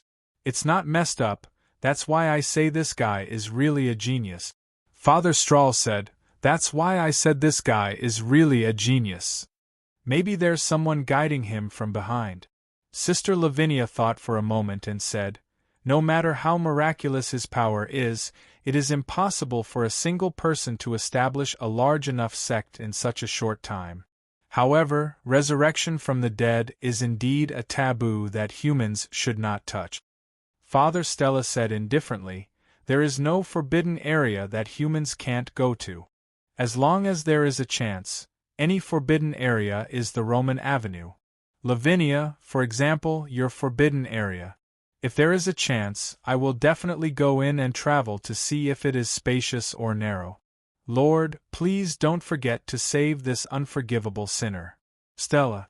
Father Stella couldn't hear at all at this time. He just said to himself, "This Pope, if there is a chance, I must become sworn brothers with him." Old Knight Wasco had no courage to listen to it anymore. But at this time, the first person of the new God Church, the Pope's speech on the stage seemed to be coming to an end. It was only less than 5 minutes. There was no publicity clip like the Kelowna Authority that was used to show off, and there was no good copywriting. The talented believers around him were all his fanatical fans. If he asked them to write a copywriting, they could help him blow up the universe. Even Bucky himself felt ashamed when he read it. He had no choice but to make up some words on the spot. But this new God Church had no historical background to speak of, and it could even be introduced in a few words. Bucky even felt that his wisdom had exceeded his usual level to be able to make up a story for a few minutes. As for showing off his skills on the spot, directly using the mysterious pad to create something to shock the world, and then striking while the iron was hot to harvest the most willing believers in the world, he didn't even think about it. It was impossible. Not to mention that he didn't think about what he was going to change to release something out of thin air. Even if he had thought about what to change, in front of so many transcendents and inhumans from all over the world, Bucky was afraid that he wouldn't be able to get out alive. All the transcendents in the world were obediently being unarmed ordinary people here. What right did he have to stand out like this? Bucky didn't even tell Lucifer and Skahar, who already knew this secret, about the fact that the mysterious pad still retained a small part of its function in the Forbidden City. He kept it as a secret that only he knew. God loves the world. In the end, the first person of the new God Church, the Pope, raised his hands and said slowly, "And I love you." Perfect. The speech this time. Looking at the shocked faces of the crowd, Bucky smiled, shook the dense dirty braids on top of his head, and walked down the stage casually. No matter what, the new God Church and the first person of the church, the Pope, had indeed left an unforgettable impression on all the people in the world. Well, I'm very grateful to the Pope of the new God Church for his speech. It's very insightful, haha. Kelowna's spokesperson went on stage again. Next, I'll pick the next representative to give the speech. Outside the venue, in a building a few kilometers away from the main venue, the temporary command center of the Kelowna Authority. The door of a sealed room in the building suddenly opened. 3 agents from the authority slowly walked in. Inside the room, a man with slightly messy hair and some stubble on his face was sitting on the sofa with his head down. When he saw the agents walk in, he slowly raised his head and said calmly, "The summit has started, right? Why are you looking for me?" Section Chief Yen Xiaoxi, your confinement is temporarily lifted.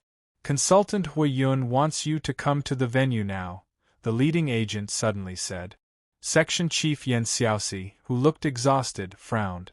Master wants to see me? What's the matter? We don't know either, but please go now. Yen Xiaoxi nodded and slowly stood up. However, at this moment, she saw an investigator walk up to her with handcuffs on his hand. He was about to handcuff Yen Xiaoxi. What's the meaning of this?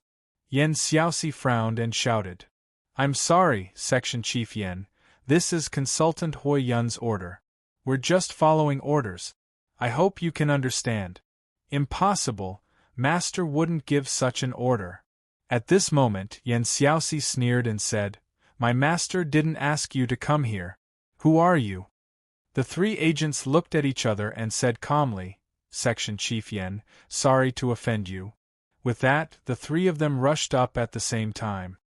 Yen Xiaoxi snorted coldly. She was not afraid of the 3 of them at all. However, at this critical moment, the last agent hid behind his partner and secretly took out a black pistol. It was fired. The pistol shot out a drill with wires wrapped around it, which directly pierced into Yen Xiaoxi's thigh. Then, a strong electric current began to spread all over Yen Xiaoxi's body. Yen Xiaoxi twitched crazily for a few times and then fell to the ground, motionless. This kind of weapon used to catch wanted criminals of the administration. You didn't expect to use it on yourself one day, did you? Section Chief Yen. The agent kicked Yen Xiaoxi over. Take her away, hurry up. Mr. Huang Chuan, how long will it take? The main venue shouldn't be so far away, right? In the corridor, Riaz asked with a frown. Liuge was beside him. In addition to Huang Chuan who was leading the way, there were 5 agents of the administration following behind them. "We'll be there soon, Prince Riaz." At this moment, Huang Chuan faintly smiled. He turned around and asked, "Is Prince Riaz's speech ready?" Riaz nodded and said, "Almost, although I'm a bit nervous." Lyoga elbowed Riaz's ribs. Huang Chuan smiled and said, "Prince Riaz and this lady have such a good relationship, they're a match made in heaven." With the collar on their necks, they could translate these words in real time. Hearing that, Riaz just smiled awkwardly while Lyoga snorted. "Okay, we're actually here," Huang Chuan suddenly said. "We're here." Riaz was stunned. They didn't walk to the end of the corridor. At this time, Huang Chuan directly opened a door in the corridor, made an inviting gesture, and said, "This is the destination of the 2 of you. Go in." "What's the matter? Shouldn't we be at the venue?" Riaz couldn't help but frown. "Riaz." Unexpectedly, Lyoga suddenly called out his name, using the language of Undersea City. Riaz was stunned subconsciously. He saw that behind Lyoga, an agent of the administration had already approached and took out a weapon, pointing it at the back of Lyoga's head. "What are you doing?" Riaz was shocked and furious. Huang Chuan smiled indifferently and said, "Please come in." Riaz gritted his teeth and quietly moved his shoes, but he suddenly saw Lyoga's gaze, a gaze telling him not to act rashly. Under Huang Chuan's gaze, they quickly walked into the room. "My name is Shuinmius, the priest of the mysterious forest, an ancient and natural law-abiding." The voice came from the screen hanging on the wall of the room, but Riaz and Lyoga didn't have time to pay attention to it, because a cold-looking young man was sitting in front of the screen. One of the young man's hands was silver. It seemed to be a silver metal prosthetic hand. Riaz, who was a technician, could tell at a glance. "Please sit down." The cold-looking young man with the broken hand said indifferently, "Let me introduce myself, I'm Gongsun Jishui." Lyoga and Riaz looked at each other. Riaz thought for a while and said, "Mister, we don't seem to know you?" The cold-looking young man Gongsun Jishui said indifferently, "Prince Riaz and I have indeed never met, but if we're talking about history, my people have been dealing with Undersea City, the sea monster tribe for countless years." Riaz still had a blank expression. Lyoga frowned as if she thought of something and said coldly, "You're from the tribe that has been slaughtering the sea monster tribe?" "Slaughtering?" Gongsun Jishui said indifferently, "But my understanding is resistance. Xianyuan Palace has been resisting the invasion of the sea monsters for countless years." Lyoga sneered. "Why did you call us here?" Riaz saw Lyoga's expression and knew that something was wrong with this guy called Gongsun Jishui, so he asked in a deep voice, "You're also from Kelowna Authority?" "No." Gongsun Jishui chuckled and said, "I don't belong to Kelowna Authority. I invited the 2 of you here to discuss a deal with the 2 of you." "A deal?" Gongsun Jishui nodded and then said seriously, "Prince Riaz, have you ever thought about truly bathing in sunlight in your undersea city?" "What did you say?" Riaz was stunned and looked at this cold-looking guy in surprise. Gongsun Jishui said indifferently, "Please sit." "Riaz, listen to what this guy wants to say first. If it's beneficial to us, maybe we can talk."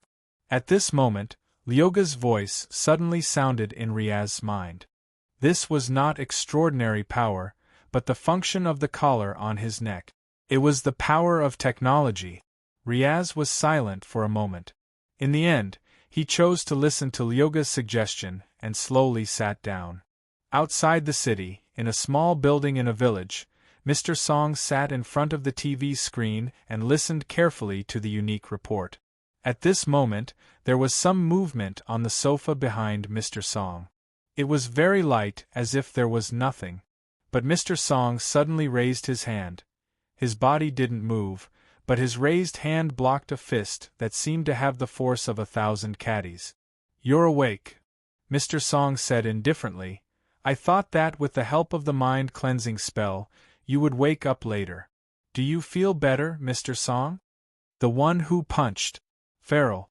It was still the same problem. Farrell couldn't communicate with the people of Kelowna through language. He slowly withdrew his fist, locked his eyes on Mr. Song, and slowly walked to the front of Mr. Song. Farrell stared at Mr. Song's eyes without blinking. In the end, he imitated Mr. Song's posture and sat on the ground. They looked at each other silently and didn't speak. Mr. Song only knew that this guy was a crazy guy and an extremely terrifying guy. If he was an opponent, he would be the most terrifying enemy. He smiled slowly. My surname is Song. You can call me Mr. Song. How should I address you? Farrell frowned and then took out a mobile phone from his chest. After a while, he said something to the phone and then pointed the screen at Mr. Song. It was written like this: "You're a dead man. Hashtag hashtag hashtag hashtag hashtag PS. 4/4. Chapter 1957. Mr. Song also knew how to translate. He raised the phone in front of him and tapped on the screen seriously. After a moment of silence, he said slowly, "Death is not scary. What is scary is that people don't know if their death has any meaning." In this way, Farrell could understand what Mr. Song meant. Miraculously, the two didn't need to talk across servers. Farrell suddenly said, "Before I die, there is one thing I need to do." Mr. Song smiled faintly and said, "I also plan to do one thing." Farrell said expressionlessly, "I need powerful help. My enemy is the most terrifying person in the world." Mr. Song said casually, "I also need a huge amount of help. Perhaps I will have to fight against the entire modern civilization. I will have countless enemies." Farrell sneered, "The dead have no future." Mr. Song said noncommittally, "I also don't see you having a future." Farrell was silent for a while. "You help me, I help you." Mr. Song smiled faintly. "You help me, I help you." As he said this, Mr. Song looked at the TV screen that Farrell was blocking. At this time, Farrell suddenly took out the talisman. There was a mark missing on it.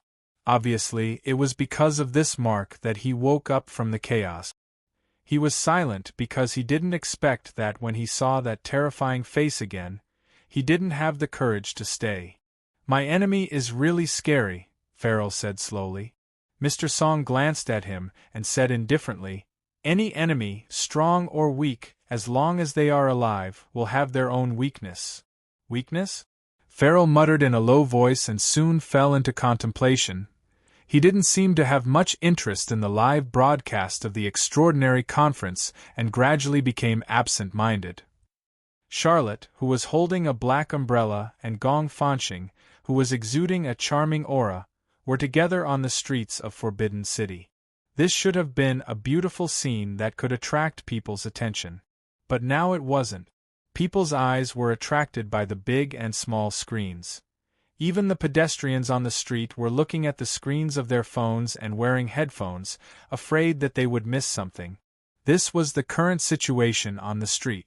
But it could be believed that this was the case for the entire world. People silently accepted these things that had existed since ancient times, and their understanding of power was refreshed again and again. As for the world on the Internet, the world on the Internet had long become as lively as the market at 7 or 8 in the morning.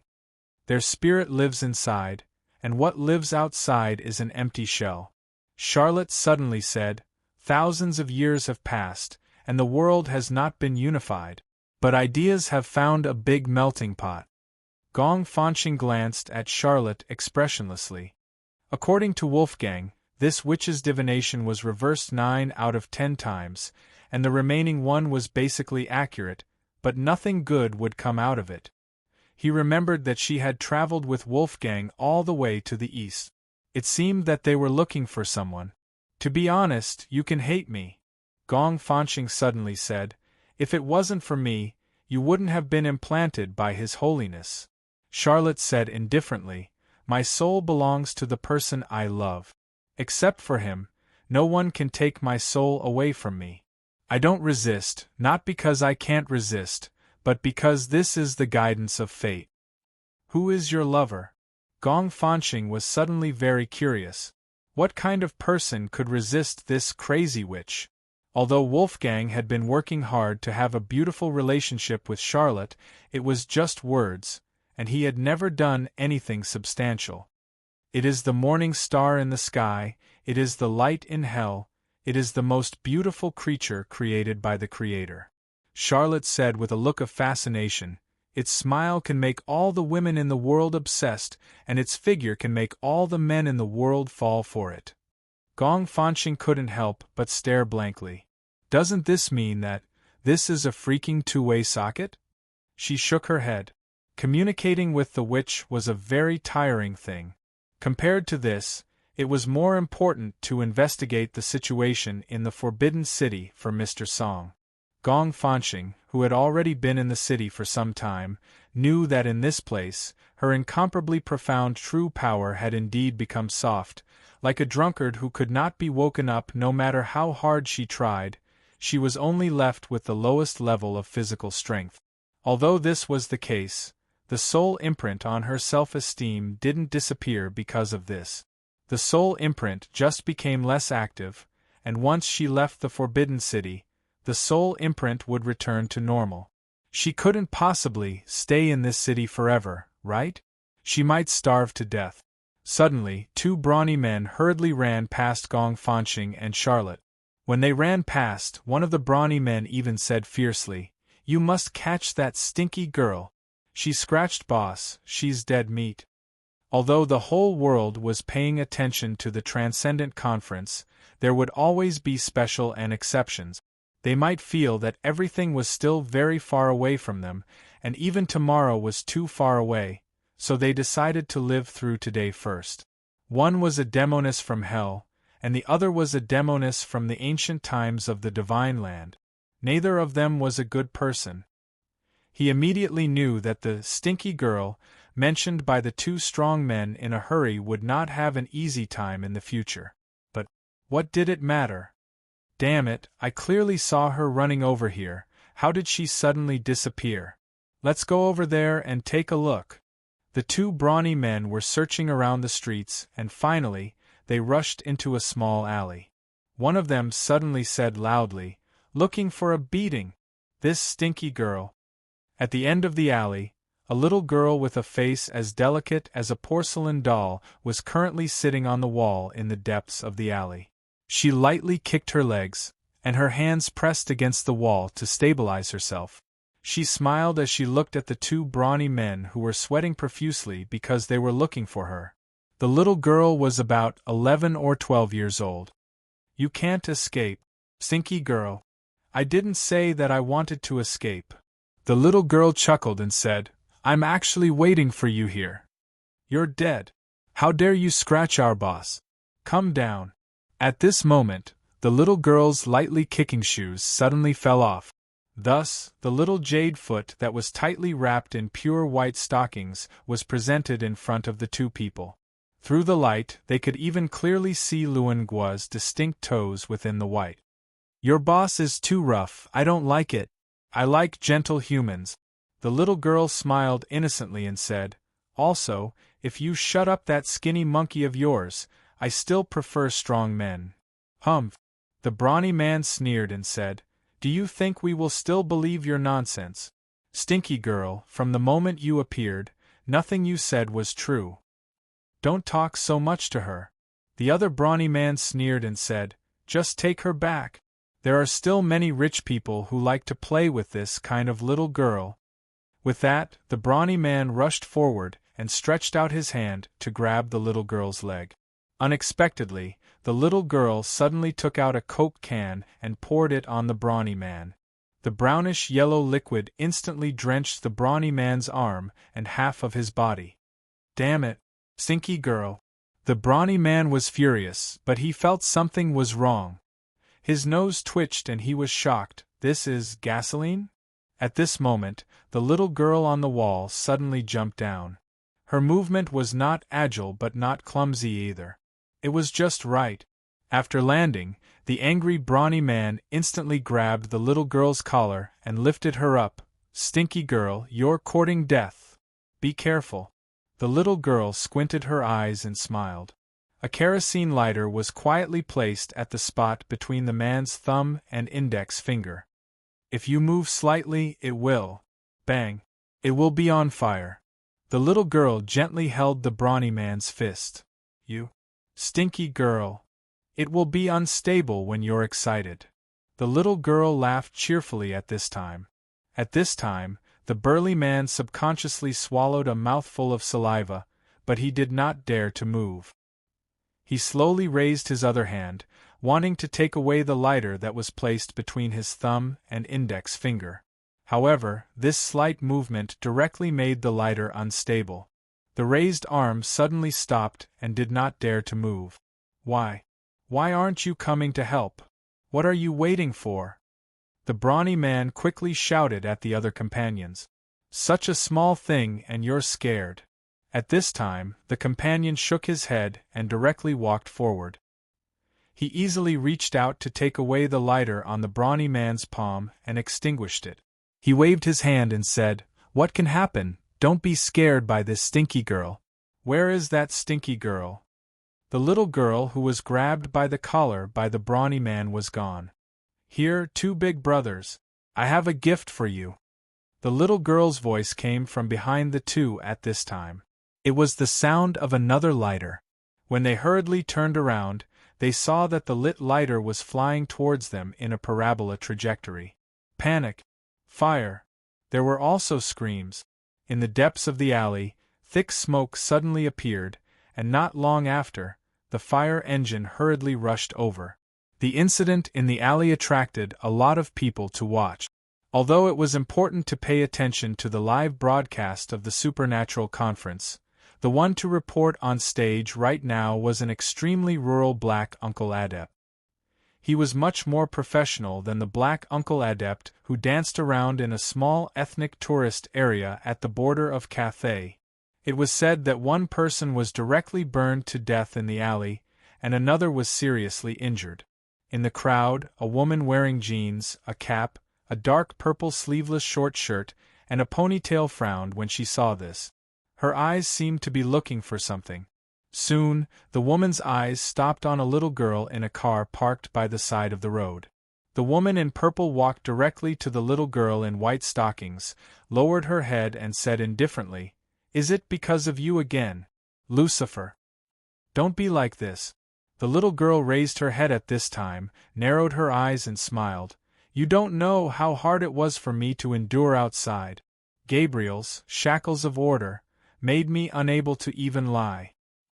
So, this is the reason why you came out every day to harm those little hoodlums these days?"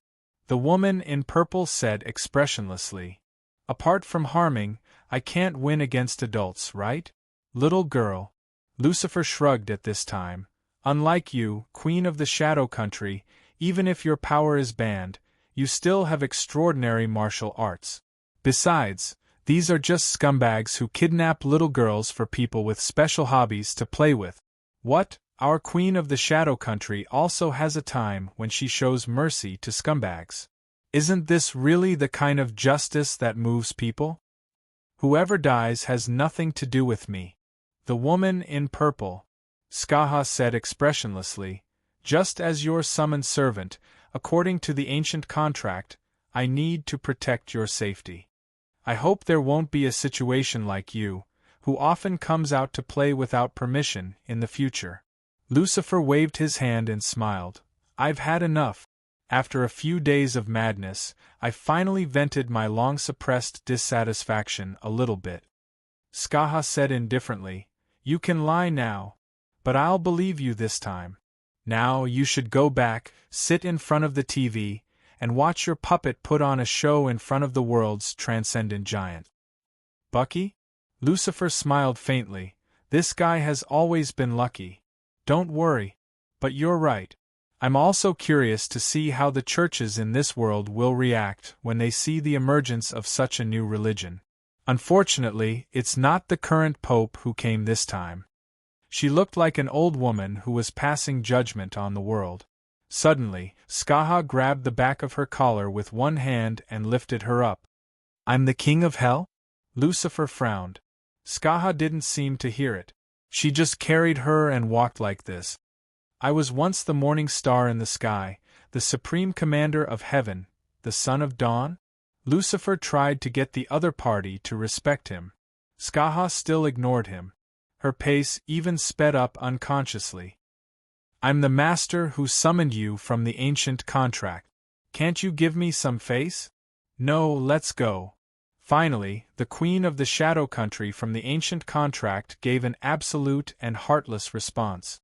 Chapter 1958. Riaz didn't understand politics.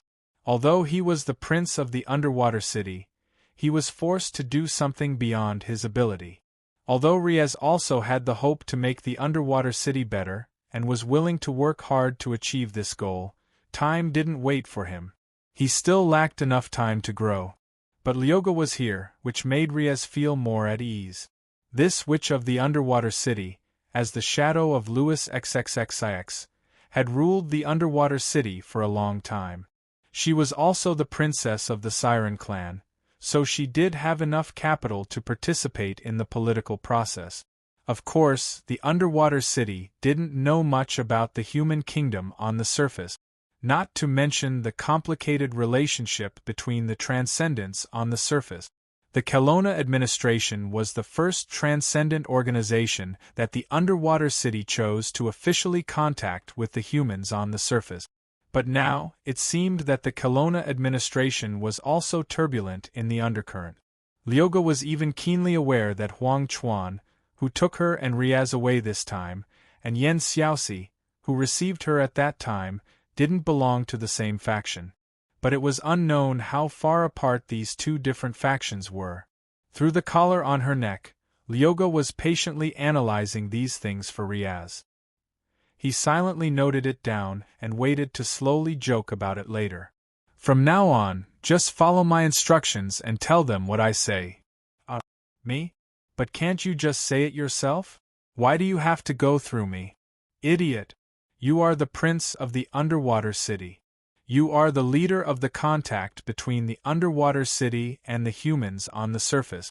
Of course, these things should be done by you. What's more, I am now your fiancé.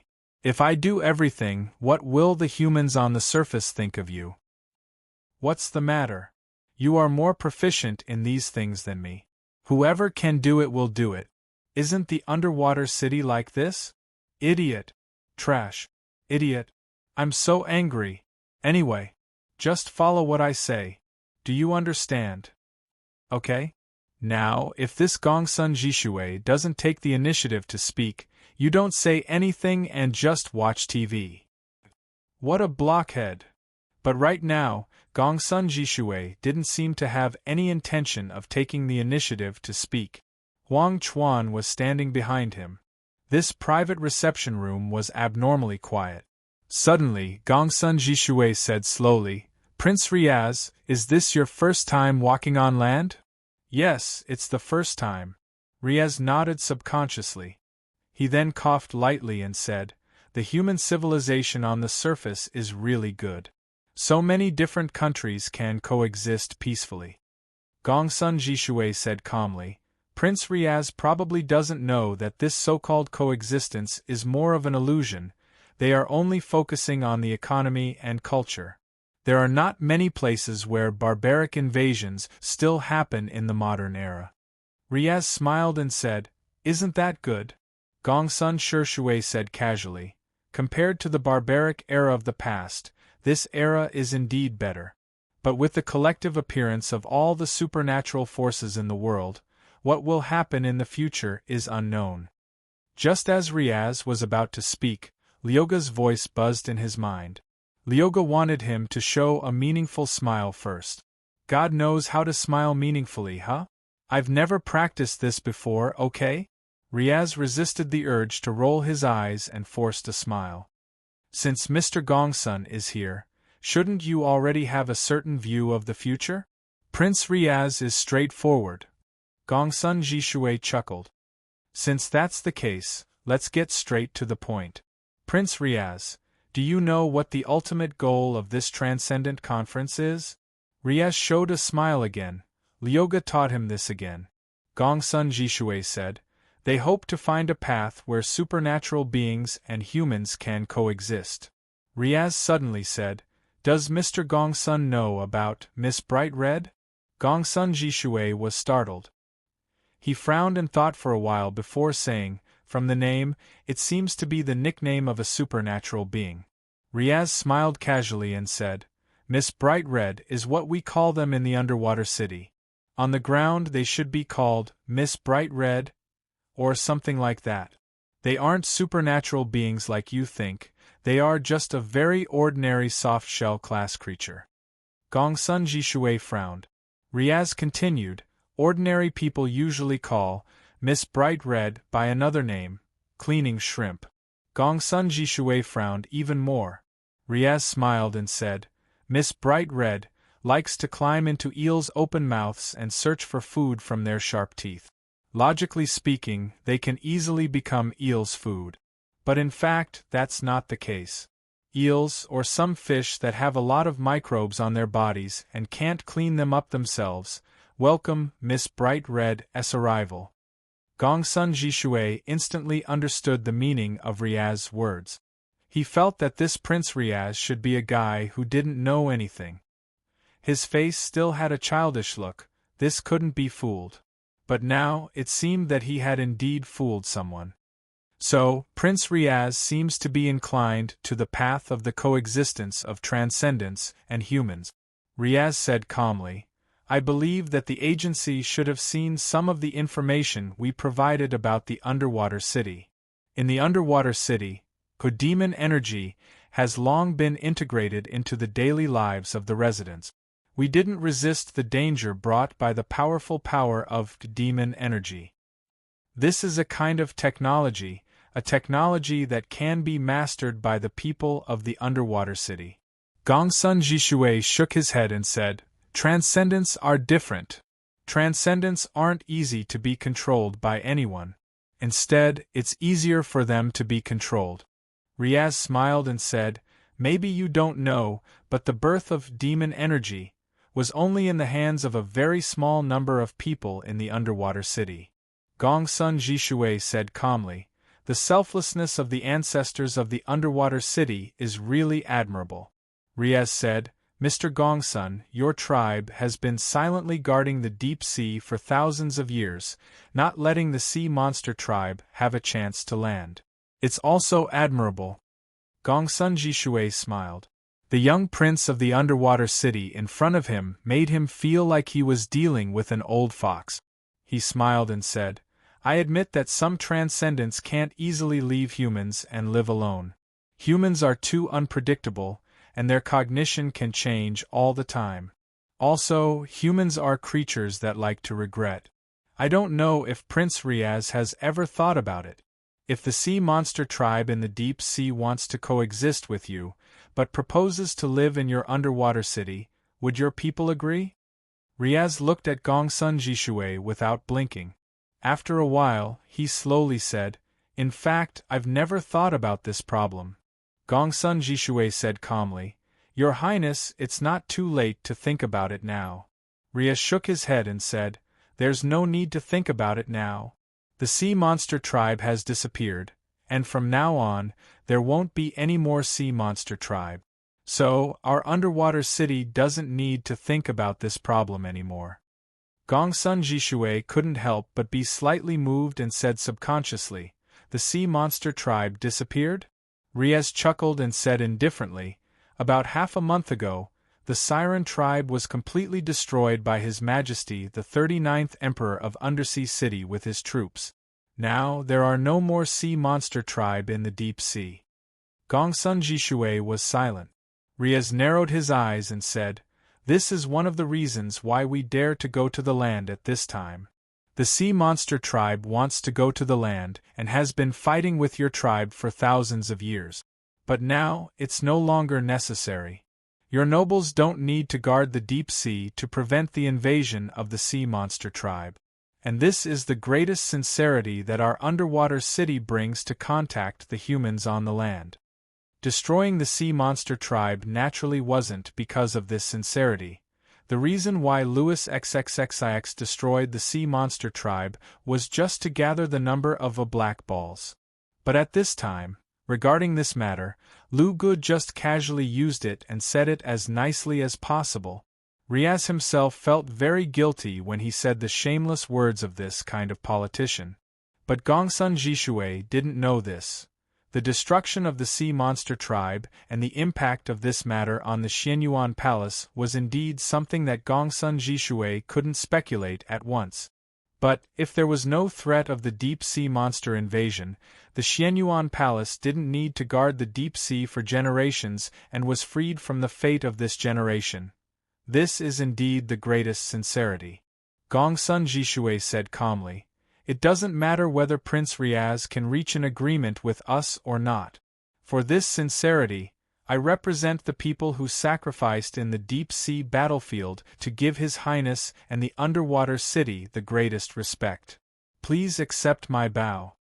As Gongsun Jishui spoke, he actually stood up and deeply bowed in front of Riaz. These 2 days, Riaz had been surfing the sea, so he knew that this gesture was indeed the greatest respect for the people of Kelowna. Riaz couldn't help but ask, Mr. Gongsun, do you have any relatives or friends who sacrificed in the deep-sea war? My parents died in a large-scale invasion of the Sea Demon clan 300 years ago. Gongsun Jishui looked quite calm at this moment. Now that the sea monster tribe has been destroyed, their souls in heaven have been comforted. Riaz didn't say anything, he just lightly nodded. This was his own private action, which instantly caused Lyoga to scream crazily. Gongsun Jishui pondered for a moment and suddenly said, It seems that I chose an inappropriate time to meet you, Prince Riaz. Why do you say that? Riaz asked curiously. Gongsun Jishui said indifferently, Perhaps for Prince Riaz, the best time for us to meet is after you know more about the nature of the humans on the surface. Riaz tilted his head. Gongsun Jishui said, The humans on the surface will tell you a truer answer than me. Prince Riaz, I'm very happy to meet you today. Riaz asked in confusion, Mr. Gongsun, don't you plan to continue to discuss the matter at the beginning with me? I was a bit rash. Gongsun Jishui said indifferently, I admit that this time, I don't know enough about Undersea City. So, let's give both sides more time. Prince Riaz, I look forward to the next meeting with you.